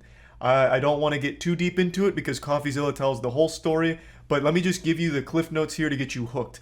This not only has scams galore, it even has fake orphans. It has a man who claims to have won the Super Bowl with the Philadelphia Eagles in 2018, despite never having even been associated with football in any capacity. The same guy also claiming to have been like a CIA operative, as well as hacking AOL. There's market manipulation. There's betrayal with the founding fathers of CryptoZoo stabbing each other in the back repeatedly. It just plays out like a soap opera, but was real. Like, even the scammers were scamming each other. So not only were normal people getting fucked in the mouth and losing money on this completely fraudulent product, but even the scammers were scamming each other. Like, it was just pure pandemonium and chaos. There was even a point where the code got stolen and taken to Switzerland, held hostage for $1 million ransom. Like, the web here is so wild and wacky. It is an unreal journey. And I don't want to spoil it all here. I highly recommend you watch the entire 3-part series from Coffeezilla. I'm only going to be showing you the first part here that I watched and went over to get the bare bones breakdown of the situation, as well as setting the stage, the foundation for the whole investigation going forward. It is just such an incredible ride. Coffeezilla has truly outdone himself with this investigation, and I'm extremely excited to see how Logan Paul defends it, because the evidence that Coffeezilla showcases seems pretty bulletproof. It seems like there's not a whole lot of wiggle room for excuses or any kind of justification for anything in regards to CryptoZoo. But, of course, on January 3rd, Logan Paul has hyped up that his response is coming on his podcast, which to me just feels like an advertisement more than anything, but I will, of course, withhold full judgment until I hear his side, since he hasn't been very open to sharing his side for the last year. This has been like my most anticipated show of the entire year. Coffeezilla's 3-part deep dive into Logan Paul's crypto scam, CryptoZoo. So I'm extremely excited, and I'm super happy to see Coffeezilla go so hard on this. He's gained like almost 400,000 subs since posting these videos, something like that, and he deserves it. I know he spent quite a few months investigating this. I know he's also reached out to Logan Paul numerous times to try and get his side of the story, but has been dodged and ducked every single time until he finally posted this video. I saw Logan Paul's tweet saying, actually I'll just pull it up instead of paraphrasing. He did the standard, "I used to love Coffeezilla, and I always think he gets everything right. Until now. Now he fucked up." Like, this is very cookie cutter. Somehow, every single time Coffeezilla talks about some kind of big scam like this is always the response. While I generally appreciate Steven's creative genius and exceptional work ethic, I mean that, this one is simply not true. When appropriate, all bad actors will be exposed, explained, and held fully accountable. I'll speak further on Impulsive January 3rd, which to me reads more like an advertisement for his podcast than anything. But I always just love this first line because this is boilerplate at this point. This is what everyone says when Coffeezilla makes a video about them. A creative genius, one of the best in the business. Ace detective, like Benoit Blanc. But this time he fucked up, trust me. This time he's wrong. I lost $25,000. $120,000. This is absolutely shocking to me. These aren't children. You're telling me these adults watch Logan Paul? Or did they had to have just heard about this from like crypto subreddits, discords, all trying to like hype train the shit out of this? I refuse to believe that this is Logan Paul's audience. No fucking shot. $500,000 Australian, which is $500,000 in CryptoZoo. Shut up! Jesus Christ. Yeah, 500K. Oh no. Today we're investigating Logan Paul's Yikes. CryptoZoo, a Oh my blockchain God. game that made millions but never worked. And of course, at the center of it, we have Logan Paul himself, who has abandoned this thing, WWE leaving superstar, thousands of baby. fake orphans in his wake. Wait a second. Thousands of victims in his wake. For the last 6 months, I've been working on my own NFT project. We have a massive team behind it. And Real quick, you might be asking yourself, well, what experience does Logan Paul have with NFTs? And that's a great question to be asking, and I have the answer. He was actually a pioneer in NFTs, and in fact still has some of the best NFTs of all time, such as... Are these still up on OpenSea? Well, here's his NFT Pokemon cards. Beautiful stuff. Obviously, very high quality stuff. And, I mean, only $10,000 for that. So, I mean, reasonably priced as well. Where are his... He used to sell clips. So you could pay thousands of dollars to get an NFT clip of him boxing. Which was a fucking bargain. Honestly, just giving it away at that price. You get like 15-second Twitter clips of his boxing matches. Where are they? September 1st, CryptoZoo.co. We don't scam. That's I've fine. never scammed anyone before. Logan cares extremely deeply about his audience, loves his audience, loves his brand, doesn't have to scam to make money. True, but you make a lot of money doing it, I imagine, so... Welcome to part The cookie one, jar the was too million-dollar appealing. mystery that began this whole story. For the last 6 months, I've been working on my own NFT project. I think there needs to be a fresh take, and this project that I have is that fresh take. Now look, at first, Yep, I was let's just as go. surprised at this pitch as anyone else because I just got finished roasting Logan for a different coin called Dink Doink, which his fans Dink Doink. lose money on. I'm a Dink Doink fan. And it wasn't even a project at all. It was a game that could earn you money. I'm excited to launch. Called Pay to Earn. You keep using a... and you Or, just did it Jesus, again. You keep Play to using a Earn. word there. Game. You're not using like a project. It's a game. It's a game. It's a really fun game that makes you money. You started by buying this crypto token called Zoo, which is their in-game currency, and you use Zoo coins to then buy egg NFTs, which you can then hatch to become animals. You then can breed those two animals to become hybrid animals. For example, if you breed a gorilla What a and fun kitten, sounding you game. get a gore kitty. And the more rare the NFT, the I get to higher the breed daily animals? yield Sign of me Zoo up. tokens that animal earns you every day. Theoretically, it works like almost like passive income. You can then burn your animal NFTs to release the Zoo they earned back to you, and from there you can invest it into eggs or just cash out. Now, some of you of the Egyptian persuasion might notice some triangular qualities. No, that's a to this game coincidence. description. We handmade art for the past 6 months, bro. Approval, very specific notes, 10 different artists making art for our project. That doesn't Now, sound I'll like a admit, lot of artists. This all for sounds that. very enticing. Handmade art, a Not fun really. game that can earn you Doesn't money. sound and enticing. one of the biggest influencers in the world backing it. It was Logan Paul at the end of the day. An internet personality that I actually trusted. That I actually Why? kind What of did... believed What, in. Obviously, well, when I feel terrible that that happened to you, but what? What in the history of Logan Paul has earned anyone's trust ever? Like, I can't think of anything he's ever done that was honest. Like, I legitimately can't.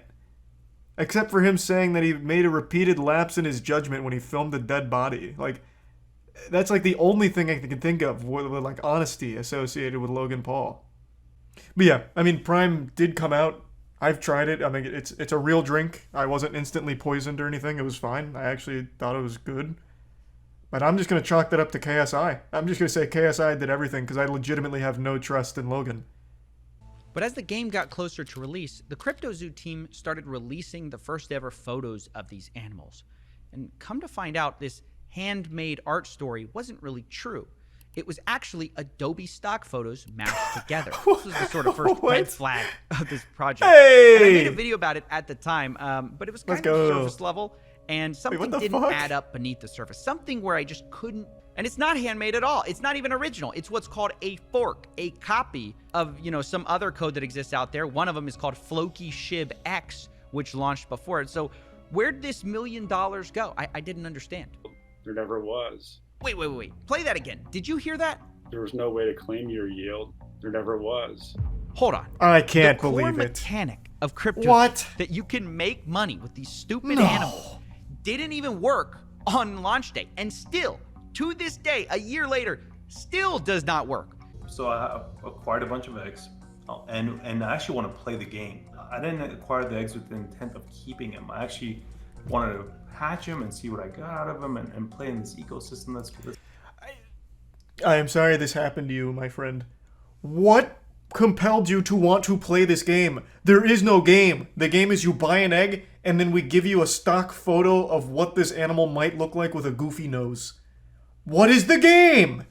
Like, the only reason anyone would have ever put money into this is off the hope that they're somehow able to make a payday out of it. Like, cash in their yield for some kind of profit. There is no, like, actual game mechanics. It is, here's a couple pictures you can look at.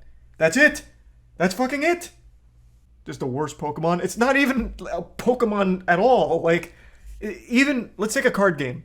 Even a card game has game mechanics. You play against someone, there is a goal, there is something you do, there is an actual gameplay element to it. Here, the gameplay is you hatch an egg, and we combine this photo of a moose with a photo of my cat. And that's it. And now you have played our game, and now you can either choose to keep that picture and hope it appreciates in value, you know, yield some more zoo, or you burn it to acquire your zoo. Those are your two options, neither of which constitute a game. Jesus Christ. It's never been up. Wait, you can't even hatch? No, I'm telling you, it's just a picture. There's nothing I could do with it. You're kidding. That's the whole game. It's just a picture. Even when you can hatch, it's just another picture. You can ask any of those community guys. It's basically worth nothing whatsoever. Wow. So on launch day, basically nothing worked. And a year later, that's still true. Now, after this was discovered, the price of Zoo fell 63% in just 24 hours. CryptoZoo already got millions in investments, but Logan only speaks in the Discord twice over the next year to say, quote, sober, currently shaking my head, and yo. That was his contribution to this project. Meanwhile, his community manager, Ben Roth. Because surely Logan Paul, who's got this $1 billion hydration company and a WWE star, he's got enough money. He doesn't need to rug us lot. And it's because of these false promises about marketing that these poor investors believed in CryptoZoo so long. They sat and watched every Logan Paul episode. It actually is very impressive how far you can get when people just believe that you're too wealthy to exploit them. Like, if someone just believes you have so much money, that for some reason makes you trustworthy. That's wild to me, because I'd always think it's the fucking opposite. Too much of this is out, but he's been working on a massive project. And one of them will be the biggest thing I ever do. It's like my life and soul is put into this project, which is where most of my time these days goes. I'll tell you about this project when we get closer to launch. Yeah. This project line is going to be. Is that the thing with the egg? Like the zoo? No. Okay, that's This is gonna be this is really crazy. No, that shit sucks. That shit is garbage. I can't believe you guys bought that. If you're one of Holy these fuck, it investors, was awful. And Logan You Paul's brought up the egg? pitching That this was a new joke. secret project, and you're thinking it's CryptoZoo, and someone's like, "Oh, is it that thing with the eggs?" And he's like, "No, definitely not. That was the last project. This is the real project that I'm working on." Much going on behind the scenes. Like, dog, I'm not the bad guy here. Yeah. There's some actual out there. Yeah. And it's not me. Like, I'm here to build. Oh, okay. This is a space now where that's a lot of people okay. Well, now I do believe see you. dollar signs. Like any burgeoning industry, if there's money to be made, there's going to be both good and bad people. Okay, well, at least we set the record straight. Space. I'm learning all of it. We had an issue. Took the code that he made, fled to Switzerland, actually fled to Switzerland, and like held it hostage for $1 million. Like behind the scenes drama that took a stick and stuck it in the spokes of my wheels. Oh, well, that wasn't expected. There's a shady developer who held up Logan's code hostage in Switzerland. That's why this hasn't worked the whole time. He held it hostage for $1 million. Well, and find out the truth of what happened. Why did he steal Logan's code for $1 million? However, that's what I really appreciate about Coffeezilla. He's such a stronger man than I. That is like the most egregiously bullshit story ever. Like, genuinely, I don't believe a single fucking phrase uttered in that same breath. I don't think there's any world where that's actually true, but Coffeezilla is still going to investigate it anyway. I finally got a hold of him, and when I did, he it's admitted true? he took No the code way. hostage, but he says the reason for it was nothing like what Logan had said. What? Really never paid me anything at all, ever. I never was paid. And, we got to a point when I was working on it where I just realized they were just going to try to steal all of my work and not pay me. So I took all the source code private, 30 engineers. So I'm burning $50,000 a week on building this thing. What? Building what? You take a picture and you have your stock photos that you mash together to make a new picture when it hatches. Where is $50,000 a week going? Where? How? Holy shit, this is outrageous. But I am beyond shocked that this is at least a half-truth. So the guy did flee to Switzerland after holding the code hostage, but it was because Logan didn't pay him or the team. So he was telling a half-truth on the situation. I can't believe any part of it was true. That is already quite the twist for me. According to him, they negotiated a $1 million payday for this whole project. And from the second I heard that, I thought, oh, that's interesting, because Logan claims he spent $1 million on this whole thing. And this developer saying he's owed $1 million on this. We've been paid nothing. I would have loved to have Zoo, but I don't have any. So that's multiple sources working on the CryptoZoo team project who were not paid. Now, obviously, these are big accusations, which is why I wanted to confront Logan Paul on them. But unfortunately, we're not exactly on speaking terms. So I wonder, how could I speak to Logan without speaking to Logan? Logan Paul's manager, a guy named Jeff Levin. Oh, Jeff. He might be Fuck. just what we need Jeff, to settle this whole thing. So I gave him a call. Hello? Hey, Jeff. Hey, sorry to bother you. This is Steven with Coffeezilla. I'm calling because I've heard reports that CryptoZoo hasn't paid their development team, and I'm just reaching out for comment before I do this story. I just want to follow up on that. I have no comment for it. Okay, Oh, well, fair enough. Are you guys Okay. denying it, or are you saying it's not true? Just no comment. I don't think that the information is true. You guys have a whole side to I know, your but story here. Your job as someone that is reporting news is to actually verify correct news. Well, Right, that's why I'm calling you. I know, and that's legal grounds for that stuff. So I'm just telling you, legally, you have to report correct news with verifiable information. Right, that's why I'm calling you. As we've been advised always, is if anybody reports fake news, that's where we won't. Then set the record straight. call was- What? Is everyone around Logan just a fucking idiot? Like an actual bumbling buffoon? Huh? That is why he called you. You could have absolutely just, if it's not true, shut it down. Or tell him, yeah, it's not true. I wasn't aware of this. We can go ahead and get some material together to prove that it's all fake. Bang. Right then and there. You don't have to immediately tell Coffeezilla all the evidence or anything. Just say like, hey, it's not true. If you can give us some time, we can get together all the material and send it your way to prove that they're being dishonest about the information. Simple. Jesus Christ, Logan, hire me as your manager. Jesus. Could have saved you a massive fucking headache if this is all fake. How can you be so dumb? A mess. Jeff, Logan's manager, seems to be implying that I'm not allowed to repeat allegations his own development team made, even though Logan can go on podcasts and publicly accuse those developers of stealing his code. Not only that, he's the one who refuses to provide any evidence, but seems to sort of be implying that maybe we'll sue you if you tell this to anyone, which he then denies doing when I ask him if that's what he's doing. Told you I have no comment to it. Telling you once again, from a legal standpoint, you have to report truth. If you do not Is this an verify NPC? truth, Why does he keep saying this? then you're just allegations, and those then will be handled the way that we want to handle it. Okay. I understand you may have graduated Arizona State with the business degree, but holy shit, that is not being put to good use here, Jeff. You must have fallen ass backwards into this position. He is calling you so that way you can defend against the allegations. You don't have to do it right now on the phone call. Just say they're not true, and we will defend them. And here's our evidence. We can eventually get you our evidence. It is that simple. Like, it is that fucking simple. How dumb is this guy? Like, oh my god. He is calling you because he is trying to verify it as a trustworthy source. He wants the whole story. And how the fuck else is he supposed to verify it without talking to you? The team, the people behind it, the ones who now have the allegations. You are the only ones that can verify the authenticity of the claims. He can't go to the Better Business Bureau, who's somehow going to be having all the fucking answers to this. This guy is so dumb. He is so unbelievably dumb. And then making that like a sly little threat about it. He's Logan Paul's actual punching bag. He has to just keep Jeff around just to take all of the flack. That's got to be the only reason. He's like a little public spittoon for Logan Paul. Oh, what? No, I would have absolutely denied these things. Oh, that's just Jeff. Jeff, man, he's so fucking dumb. Yeah, no, oh my god, I can't believe Jeff. What a silly guy. I have no comment on the situation. Mm-hmm.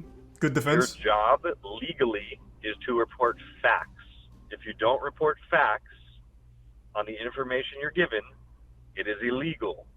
It's not. You can report allegations. That's the whole fucking point of an allegation. He's not saying it's the truth. He is saying they're allegations, and he wants to verify, are these allegations accurate or are they inaccurate? You can absolutely talk about allegations. Who is he? Who is Eddie Ibanez? It's a made-up name. That's a made-up name, hi, isn't my it? name's Eddie Ibanez, lead developer here at CryptoZoo. Oh, This never mind. reporter says Damn, Eddie's thought it was gonna be a entire crazy story plot twist. is fake.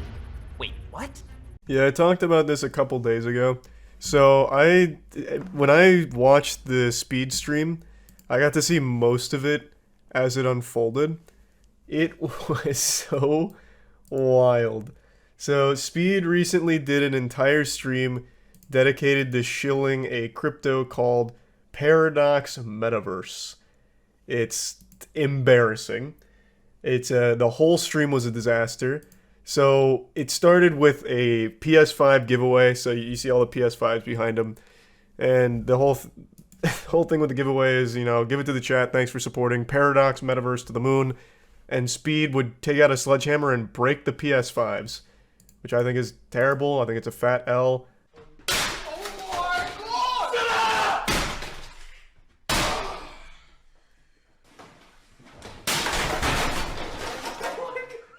There's few things as corny as this, just breaking expensive things that people really want, especially in this context where it's kind of just spitting in the face of his fans who thought they had a chance at winning some PS5s.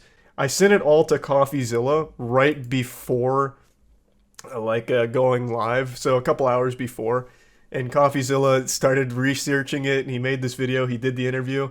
It has been so entertaining to see, so now I'm excited to watch the video. I did see that he shouted me out in the comments here for tipping him off, and I got butterflies in my stomach. To be to something like this before Coffeezilla is crazy. So, happy to help. I also did a ton of research on it. I went deep into the weeds. One of the people behind the crypto scam is a YouTuber named Money Kicks, whose dad is worth like 2.1 billion. So, I mean, it has so many layers. It's such an interesting little rabbit hole. Advertising 10x to 100x, is that a get-rich-quick scheme? Yes or no? No. He did them so much credit there because talking to them was like hitting your head against a wall. So he'd ask them a point-blank question, and they do the standard circular talk around it forever. And no matter how many times Coffee would be like, yes or no, they'd still just go into their spiel about shit that is completely irrelevant to whatever they're saying. It was frustrating, but still overall entertaining. Who couldn't play soccer and was wearing a Buy Paradox Crypto Coin t-shirt. And it quickly So got worse. good. The live chat started calling Paradox Coin a scam in the middle of this sponsored So I looked into this a little bit. This guy has made an entire career off looking like Cristiano Ronaldo. So he was in another YouTuber's video from a few years back called the Cristiano Ronaldo prank, and they just walked him around with security and got people's reactions. a Buy Paradox Crypto Coin t-shirt. And it quickly got worse. The live chat started calling Paradox Coin a scam in the middle of this sponsored stream and called IShowSpeed a sellout, which caused him to get very angry. The fact y'all ever make like Chad, the fact that y'all y'all just stick at me like that is just crazy. I hate that, bro. Y'all so weird, bro. It's crazy. He also tried to guilt trip the fans because there was a lot of donos coming through like that were like, this is a scam, Speed. You have to know this is a scam. And be like, why are you guys saying that? You're hurting my feelings. The fact you think of me like that makes me really upset. And you know I would never do that to you guys. It's just, you're making me really sad right now. Just guilt tripping them. He's like, I just want to see W's in the chat. No more L's. No more of that. Just W's in the chat. Only mods. Only W's. It was fucking embarrassing. Shameless. Now, yeah, it is important to remember Speed himself is a kid. He is 17, and people keep using that as an excuse. And I think to some level, that's fine, because he should have people around him that are able to sniff out scams like this. But Speed also clearly knew what he was doing. The audio in here that leaked because he didn't mute all of the mics so it got picked up pretty much confirms that he knew this was kind of shady shit to begin with. He is not 19. He says he's 19. He is 17. He was born in 2005. He is a minor. He is a kid. It is a meme that he says he's 19. We double-checked last night. He is born in 2005. He's 17. But his team around him is clearly not actually looking out for him for allowing him to do shit like this and be used. I'd like to come in here and further clarify that I'm not saying everything that happened is excusable because he's a kid. He still, of course, bears the responsibility and at the end of the day has the final say in what he does and what he promotes. So he should be doing at least the bare minimum to have an understanding of what's going on and what he's actually promoting. Because even during the stream, he couldn't even remember the name of the company like twice. Which of course made the chat turn against him, saying things like sellout and I show scammer. So I do absolutely think that he needs to pay more attention to this kind of shit. And he also needs people around him on his team that are old enough to rent a car and actually have experience in life that can look at things like this, go through it, and then decide if it's legitimate or not, and then relay that information to him. Because right now, it doesn't seem like he has that team. From the look of things, he's got a bunch of people around him that just care about money, like Mr. Krabs here. So it leads to absolute catastrophes like this. And I do think that at the end of the day, Speed did get used here. He was exploited by this shady, shitty crypto company to shill their dog shit. But that doesn't mean that Speed is blameless in this situation here, even though he is a kid. And that is the fact that all these teenagers and kids called this guy out. I mean, just think about it. The target of most crypto scams is gullible people. And who's more gullible than kids and teenagers? So when those people see right through your scam... You know who's more gullible than kids and teenagers is adults who think they're early. I would wager the most gullible people on the planet are like the mid-20s people on the cusp of what they think is new technology or anything that will make them money. I think those are the most gullible people. You see that all the time from the crypto community. Hey, can someone recover my NFTs? I clicked on a link in my emails talking about minting new boof tokens, and now all of a sudden my whole NFT collection's gone. I think I got fished. Any help? Like, you never hear the end of that shit. I think they are much more gullible than kids. 100%. The only problem is he forgot to fully mute the mic. So what do I do now? Bro, they're spending LCM. Now, before we get to the rest of this audio of Speed exposing the scam, let's talk about Paradox Coin, the thing he's promoting. How do we know this is a scam anyways? Well, I checked out their website to learn more, where they call themselves the future of gaming. To answer that question, how do we know this is a scam in the first place? I think every crypto project should be guilty until proven innocent. If any crypto startup comes around, you should assume it's a scam until they prove otherwise. That is the safest way of navigating the crypto space. Is that they're not one thing. The Paradox Metaverse is actually 7 things, each one possibly dumber than the last, and I'm going to explain them. So first up is the Paradox game, which has graphics out of the PS2 era, which made me wonder why they'd be giving away PS5 and trying to make your games look worse by comparison. But it gets even crazier because I spoke to the founders and they called their game AAA quality, and I took issue with It's pretty close. It is actually. This is up there with like the new Saints Row, Crackdown 3 maybe. Like it's not far off. Also, from what I was reading, they used a lot of stock assets. So and I don't know this for sure because I'm not familiar with all the stock assets available. But that would mean that they're not even like actually building it ground up or anything like that, or even trying. They're just asset flipping like the shit we play on Steam Bad Game Night. I'm not 100% sure on that though. I was just reading about it. When you describe yourself as an indie game. I don't want to interrupt you, but just give me. You are interrupting me. Of course you are. You don't call yourself an indie game. That shit got dank quick. Yeah, that's a lot of what happened in the live stream. They just immediately just start flooding like an Xbox Live party chat. Whenever he's trying to like call out something, they immediately just flood. So much. It's like a wall of noise. A UK-based indie gaming studio. Indie studio. So yeah, I'm not buying this AAA. Comments are turned off on that video, by the way. Nothing shows confidence in a project quite like turning off the feedback on the announcement in the trailer. And once you do that, you have to wait 24 hours before starting another mission. I guess if you do that full time, they estimate you make $500 a week based on 4 hours a day of playing. Wait, I thought... God, I love that. So the whole thing tries to prey on people like play to earn is the term. So you play our game and you earn money. So like, yeah, you'll come in, you'll, invest or whatever, but you're earning money through playing this game and doing our missions with our paracoins. But it's all just worthless nonsense dog shit. It's not real. Playing. Wait, you can rent out your avatar to someone else for paracoins and passive income. Okay, so now you have paracoins, right? What are you gonna do with them? Well, you can sell them, but why sell them when you can lock them up and stake them? Forget this, even more paracoins. If you do this, your paracoins turn into P-Save, which then you lock up for a period. Sorry. The longer you lock up your money, the more you earn in a process they call delay and get paid. Sure, I guess. Now, if you want to understand how this entire staking process works, their flowchart That's a head scratcher. Even more confused. Here it is. And instead of explaining it, I'm going to label all of this Ponzi nonsense. Well, let's not write it off too quickly. Let me take a peek here at the old flowchart. Staking process. Para used for P-Save. Para distributed. Para used in purchase for the staking protocol. Staking pool, which goes into the initial stake withdrawing from pool and getting rewarded with paracoins. And now your stake is complete. Easy. But now staking pool and the funds dip below 50. A conditional mint comes in. And then it's all simple, honestly. There's 7 more. So if you're not a gamer, they also give you other schemes you can get involved in.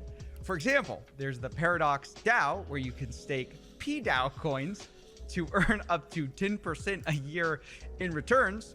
And if that's not your thing, you can try the Paradox Pad, where they promise so many 10x options to 100x multiples if you invest. Okay. They made a bet here with Coffeezilla where they said they would change their name to Coffeezilla if Paradox Meta didn't open to 20 to 30 bucks and it opened to 10 cents.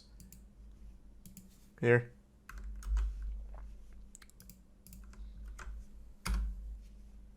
So they didn't even get the full pump and dump. So this is where that bad girl kicked off. And here's their bet. I'll make this deal with you right here, right now. I'll make this deal with you right here, right now. Okay. If our coin launches and it doesn't do a minimum 20 to 30 or... I will change my name to Coffee. Okay, I don't even know what your channel's called. What's the channel called? Coffeezilla. Coffeezilla. I will change my name to Coffeezilla. I'll make this. Unfortunately, he didn't do it. He didn't change his fucking name. I haven't checked today, though. Maybe it did hit 20 bucks. Let's take a peek. It's now at 9 cents. I can't believe it. What? Man, I can't believe it didn't go to $20 or $30. Crazy. Criminal, even. Is nobody playing their game at the moment? It's the goddamn World of Warcraft killer on those battlegrounds. Up to 20% on staking rewards, all right? Now, if all of that sounds dumb, you can even get your friends to invest too. Every person you get gets £5. Okay, whoop-de-doo. Now, the last one we're going to cover is Paradox Events. To realize is a waste of money. This is the only way to get rich in 2022 without starting up a business from scratch. For every person that you refer to MoistCr1tikal University, you get £15. Now, I confronted... God, I hate that so fucking much. That it's one of my biggest gripes, those guru programs.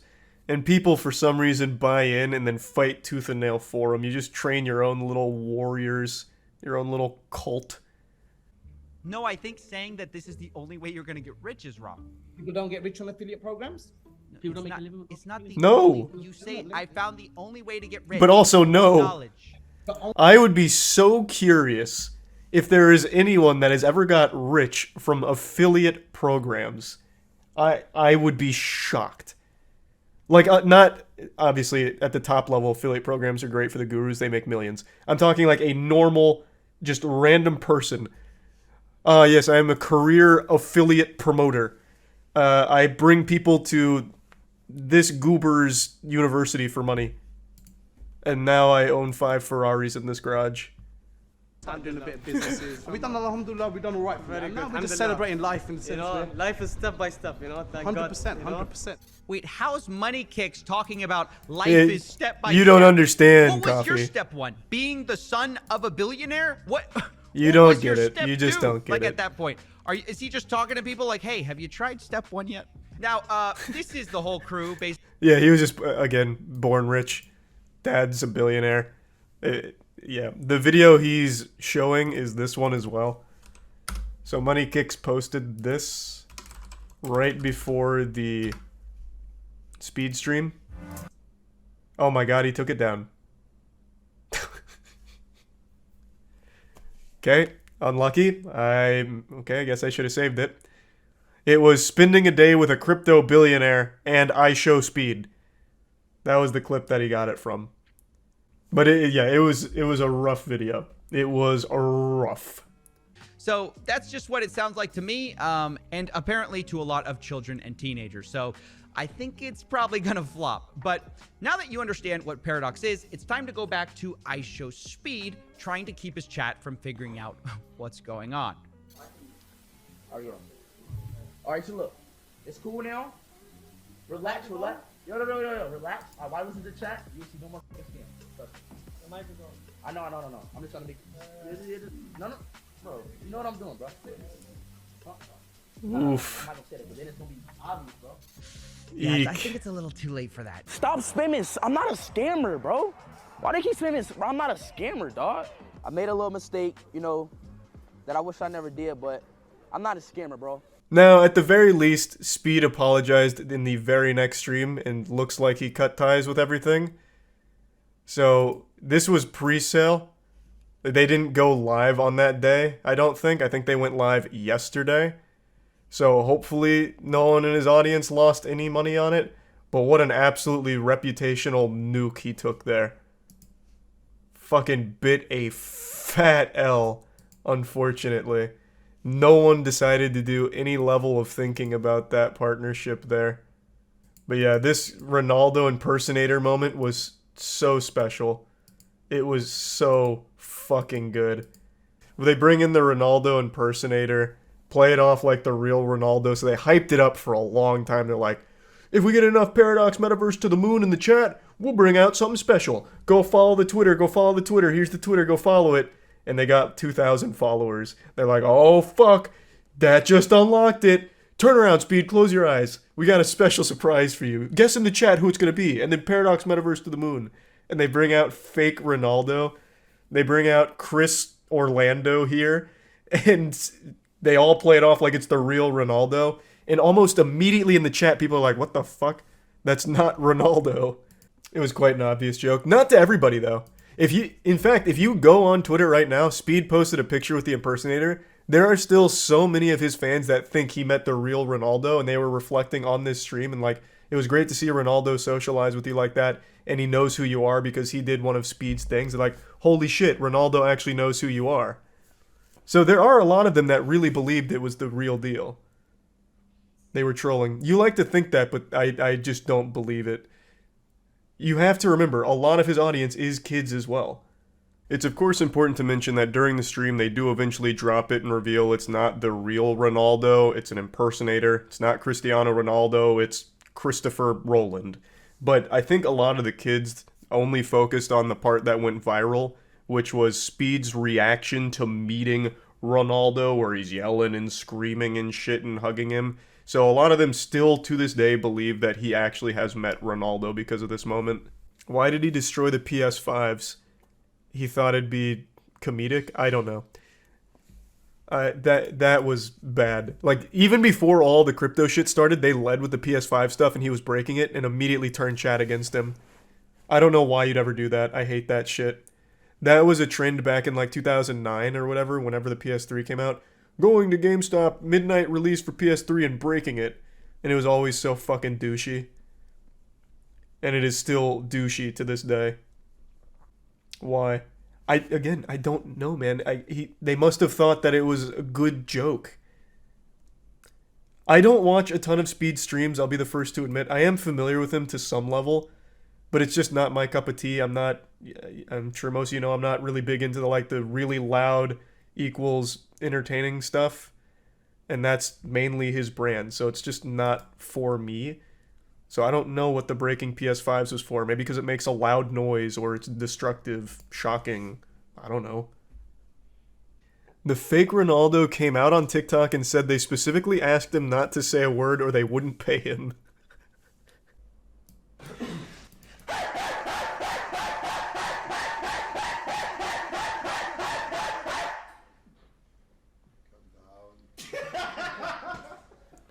This isn't what I was talking about. What are you? Are you like Ronaldo, brother?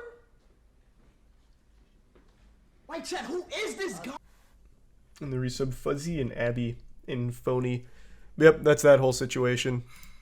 Pretty wacky stuff.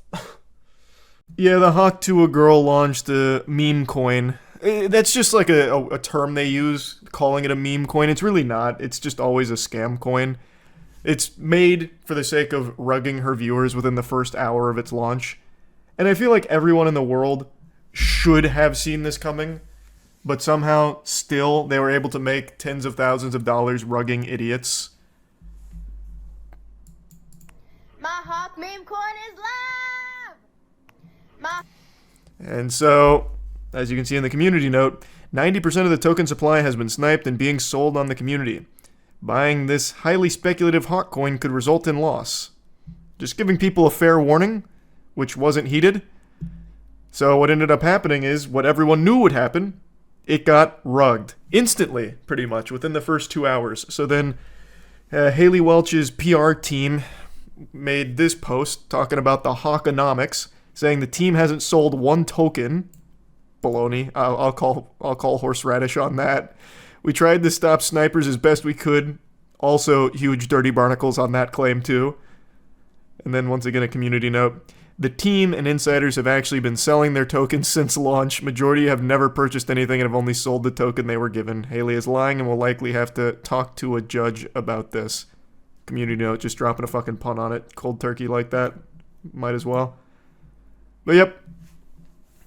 We live in a world where Coffeezilla will now make a Hawk Tua video. That's why this tab's open here. I'm just waiting for him to drop the, the Hawk Tua video.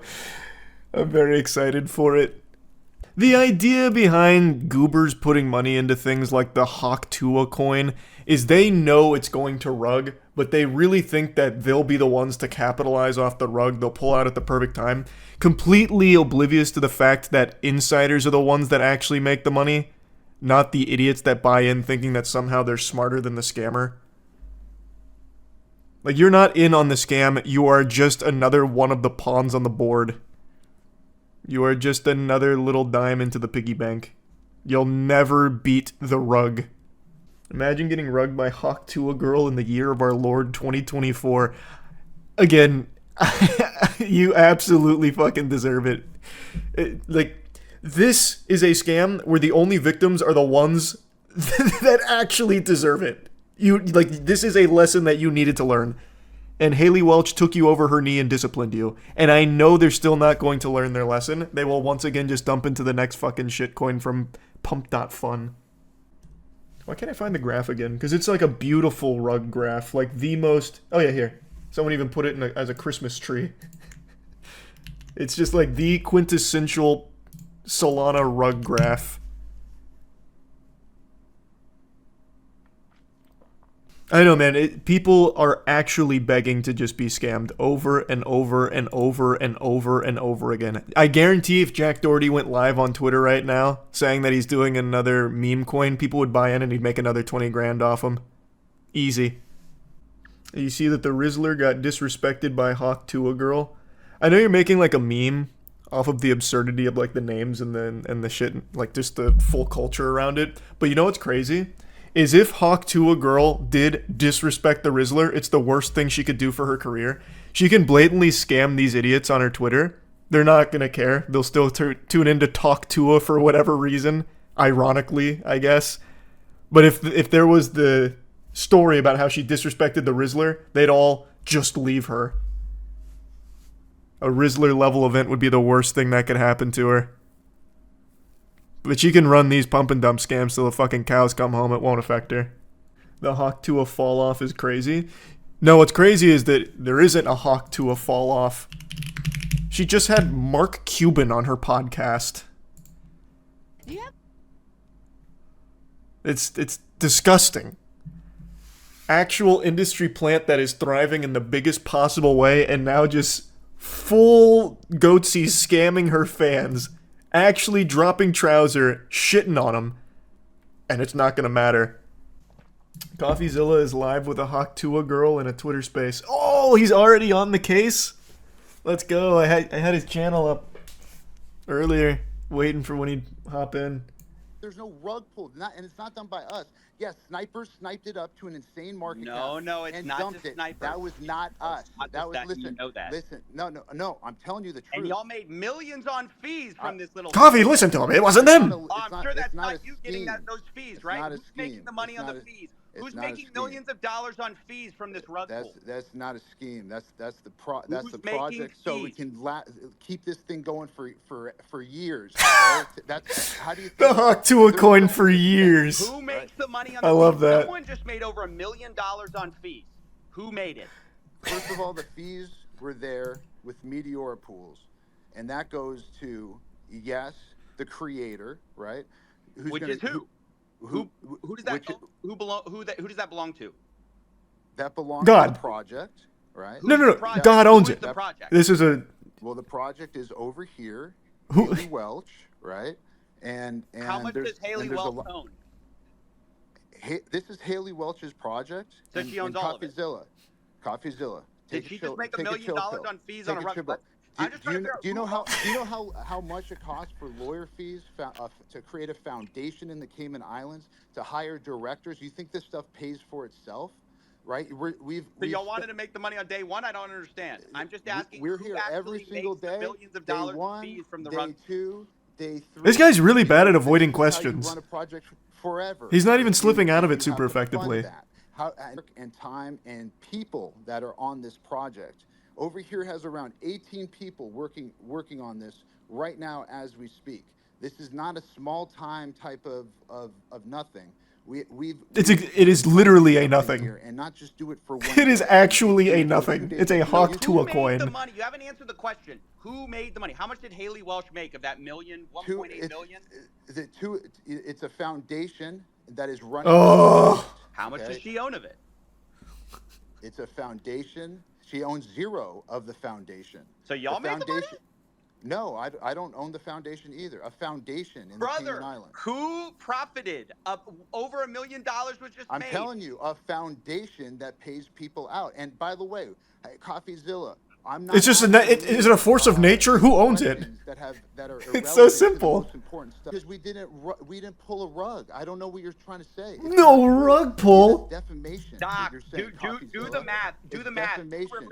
It's like taking a shit and telling me there's no poop. 3%. You're defaming our character. Are you not going to let me talk?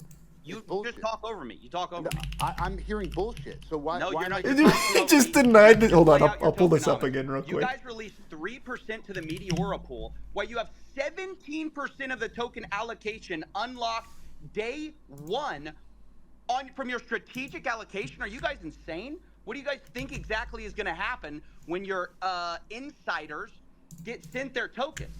And by the way, who made the money from your 17% pre-sale while you're giving a tiny piece of the pie to the public? Like, what the hell? This is the worst tokenomics I've ever seen, and it is a scam. It's not a scam. It is literally a scam. Actually a You scam. can say whatever you want about it. You can cry defamation. That's my opinion. It's a scam. Well, and I only do this for a living. I've only seen 1 million of these projects. This one's different, Coffee. You, Coffeezilla. Let's track your wallet. Turn it around. Over here, why don't you tell Coffeezilla what we're doing with this project? Where did the fees go? Where did the money for the pre-sale tokens go? Why I love the who pays you Coffee. So people could dump on Haley Welsh's fans? And how involved was she really? And how much? What just happened? They muted him. I just got muted. That must have been a glitch. Yeah, so I mean, like we as mentioned, like we raised a 17% strategic allocation that was done at a 16.69. Oh my God. Valuation. You know, we tried to kind of keep that kind of premise here was that we had the restriction, like we heard the request for us to do this in a public manner, and I think that we having consulted with like You were saying fucking nothing right now, and you're saying it with a big lisp. I guess like the legal. He's about to just start talking about dedicated wham. Haley, and kind of mitigate any kind of consideration. This is nothing.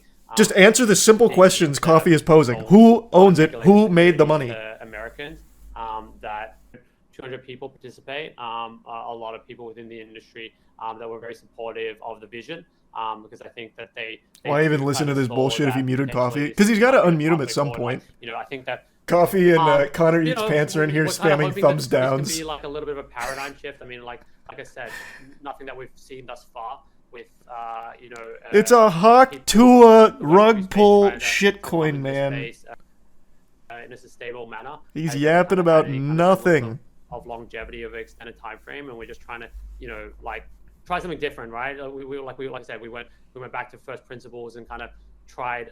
Did they answer any questions yet? No. In a way that we think no. Makes sense, by we kind of felt ultimately that was probably the best representation of who were her true fans. These are actual just filler words of nothing. Actual like nothing. Running this initiative that he's speaking just into the hands of the that's people all that have been most supportive of her and like kind of really engaged with her. Holy.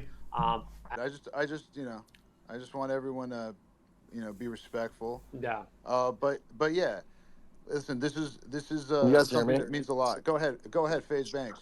Appreciate it. I just heard this guy blab about pretty much nothing. And repeat the same shit that he said the first time around. You said something about Web 2 in layman's terms that just basically means 90%, 97% of all the tokens owned were by related wallets, friends of friends of friends of friends. They were no, that's not true. It's not true. Yeah, yes, it is true. You can see it. You can see it. Brother. Yeah. You're talking about some fucking, what did you say, in the Cayman Islands? It's how you legally launch these types of things. It's a foundation. But listen, this isn't a bundled scam. This is and prove that they were not sold by us. So the bubble map stuff was totally false. It's not what happened. Oh, so this is all a lie. Over here, maybe you can. They're the trustworthy ones at the Hawkonomics.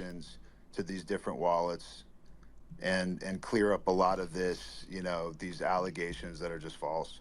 Yeah, I mean, like in terms of like Oh God, not this guy. the different wallets and stuff like. Whoever guided you in this, or whoever directed you to do this, or gave you the advice to do this, you should fire them immediately. And yeah. Yeah, I just want to jump in here. Yeah, I'm doing the best I can. Thank you, FaZe. Was that a Looney Tunes sound clip? What was that? Ugly launch, cool.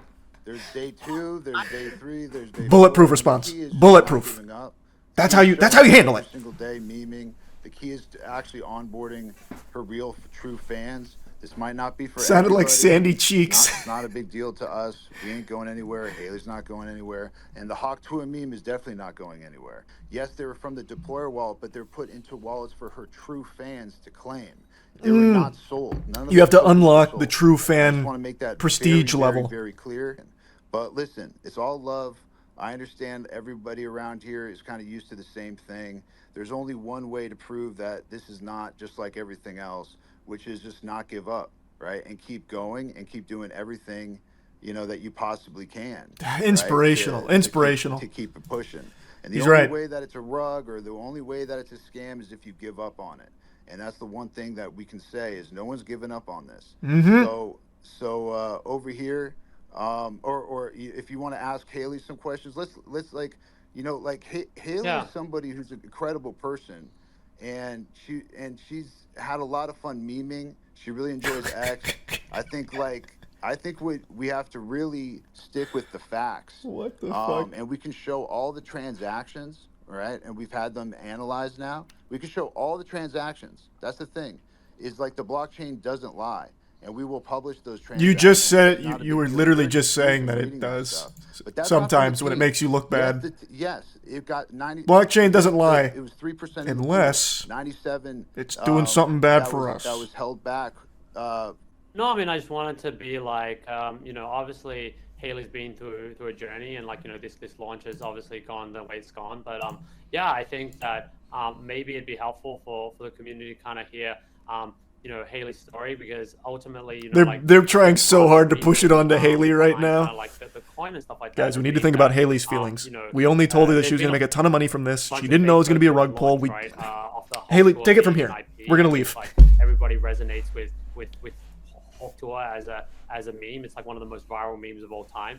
And I think people have been making a lot of money off derivative works, and people have launched a bunch of fake tokens, which is, maybe the launch didn't go the smoothest. That's one way of putting it. It didn't go the smoothest, huh? Showing up every day, trying to run the project. I think Haley's here for the long term. Ultimately, her career is just kind of starting, and she's accomplished a lot of amazing things in this short period of time. And obviously resonating. Nice membership, Jack. Really strongly with the global audience. And I think I think it'd just be useful for color if Haley was able to kind of share a little bit about that original story, because I think it helps kind of paint the picture here a little bit of how she's constantly tried to build community and use what she's built to kind of engage the broader community and be very inclusive, and she's done a lot of cool stuff around charity, and I think she really cares about dogs and stuff like that, and I think it's really cool to see. What are you saying? What are you saying, man? What in the world? I guess cool with what she's been able to get. I went over to Haley's house one time, and she let me in. She let me in the door, invited me into her abode. Me. This woman is an angel. Yeah, I don't know if Haley, that's something you're comfortable sharing with the community, or if you feel like it's a little bit too sensitive, or how you feel about that. But I definitely think that it's helpful for the community to have that color. Yeah, guys, I'm just here to have fun. I don't really have a full head wrapped around this whole thing, but I'm figuring it out every day, and I'm here for the long term. My skin's getting thicker every day, and the hate's not going to stop me. I'm here every day trying to work on this and get better at it, but I'm not going anywhere. Hey, thanks for summing that up. I'm glad I lost all my money. And now it's all good. Hey, you're having fun? All right, that's what it's all about. Get tough, and this was a learning you can integrate in all these different things she's doing, including her podcast every Tuesday. I mean, she literally you know, is talking about her meme token on a really big podcast, on a charting podcast, and onboarding and talking about, you know, these memes, all different types of memes, all different memes that everybody holds. In this Now I'm just getting an advertisement right now. Can I skip the you know, and ad? bringing awareness to it. So it's like, it sucks that everyone like wants to, you know, see it fail. It did fail. It immediately failed. Of it. Well, it Yes, didn't fail for you but I guys. think, You like, guys you made know, out. in week 2, in week 3, found it. So I mean, that's my belief. That's why we're doing it. We're doing something, you know, super innovative in my opinion. Innovative. You know, with the meme token. Dag nabbit, he's right. We've yeah, never Trevor, seen something like this go before. ahead, man. They won't unmute Coffee. They refuse to unmute him. I completely agree. I would urge you guys as well to share at least what you know now, because while people are here, you know, they really Yeah, no, for sure. You know, I mean, like I said, like, I mean, it was. I haven't, you know, like, I mean, the bubble maps. I don't know why it's showing, like, you know, if it's showing like 12 holders or whatever it is, like, but like, you know, we distributed. Hey, way to explain it. Those tokens. I don't know why it's lying. How many, I'll have to investigate why it's lying. I mean, like I said. Sad part is crypto bros probably think they're telling the truth. I can promise you, I think even the most delusional would look at this and listen to this and be like, oh my god. Oh my god, what have I done? I got fucked. Investors, you know, like, if they're not gonna bring Coffee back, I'm just gonna leave. This is nothing. This is just actually nothing. This is this man talking in circles with a list. Tried our best to curate. Haley did it. You know, her team, little shady. I don't think they've done a good job of explaining this. But Haley, man, how can you even be mad at her at the end of the day, right? She said she's having fun. And that's all she said. And what else do you need at the end of the day, huh? You know what I mean? So yeah, you lost a lot of money. You got rugged. Fucking Hawk Tua, spit on that thing. Am I fucking right? You go again. You buy the dip. So that way her investors can make some more too. Holy. Again, if you bought into this expecting to make money on it, you're a fucking idiot in the first place, to be fair. Putting money into a Hawk Tua coin. Christ. Hawk Tua coin was 100% unlocked on launch. That always will rug if you have people buying in with zero unlock. This team pre-sold tokens for millions and then are crying that they didn't sell and blame it. Oh, nice. I don't think there's anyone in the world that actually believes the developers here. Like, I don't even think the most delusional of, like, crypto bro would find anything that they said compelling. So I feel like this is one of the very few cases where people are like, oh, that was just a complete scam from the get-go. Which I feel like people should have been able to know immediately with the Hawk Tua girl making a fucking crypto. This is some Jack Doherty shit. It is. It is actual Jack Doherty shit. Except hers is somehow even more egregious. Oh yeah, I'm surprised they were even doing that call in the first place. Usually when it comes to a big rug like this, the people just vanish. Meanwhile, those two goofballs were somehow taking it in a Twitter space, pretending that it wasn't a scam. So, I mean, they talked about innovation. That is an innovative new strategy to rug pulling. Usually they just disappear. I wonder if she even knows what crypto is. I can say with at least 85% confidence, Haley Welch just learned what Solana was a week ago. After this space, when Coffeezilla eventually got kicked from the Twitter space, he started his own to explain to everyone exactly how this rug pull worked.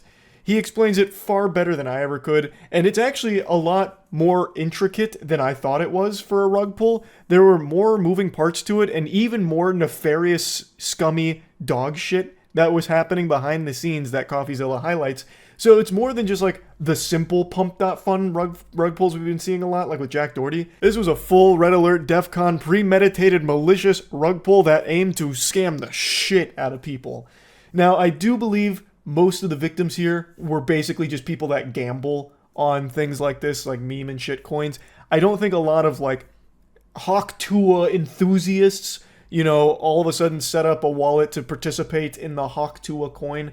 I imagine it's most people that were gambling on it. But even still, her scamming this many people and making this much money, her and the team, well, I guess I can't say her for sure because maybe she personally didn't make a ton of money, but a lot of people behind the scenes did, and Coffeezilla explains how much and where things were going and how it all worked. Let me start with something really basic that most people need to understand about what they're doing, the little switch they're doing. They keep telling you guys, and everybody's falling for it, with this strategic advisor grift, okay?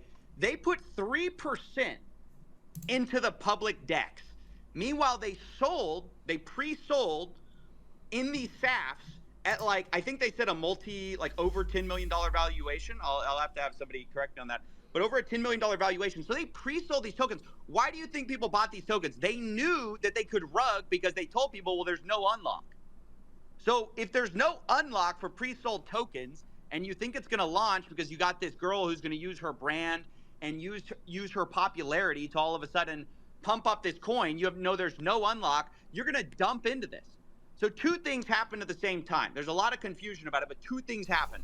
One, you have a sniper who jumped in at the very beginning, minutes after launch, because they tweeted out the contract address like idiots, like amateurs.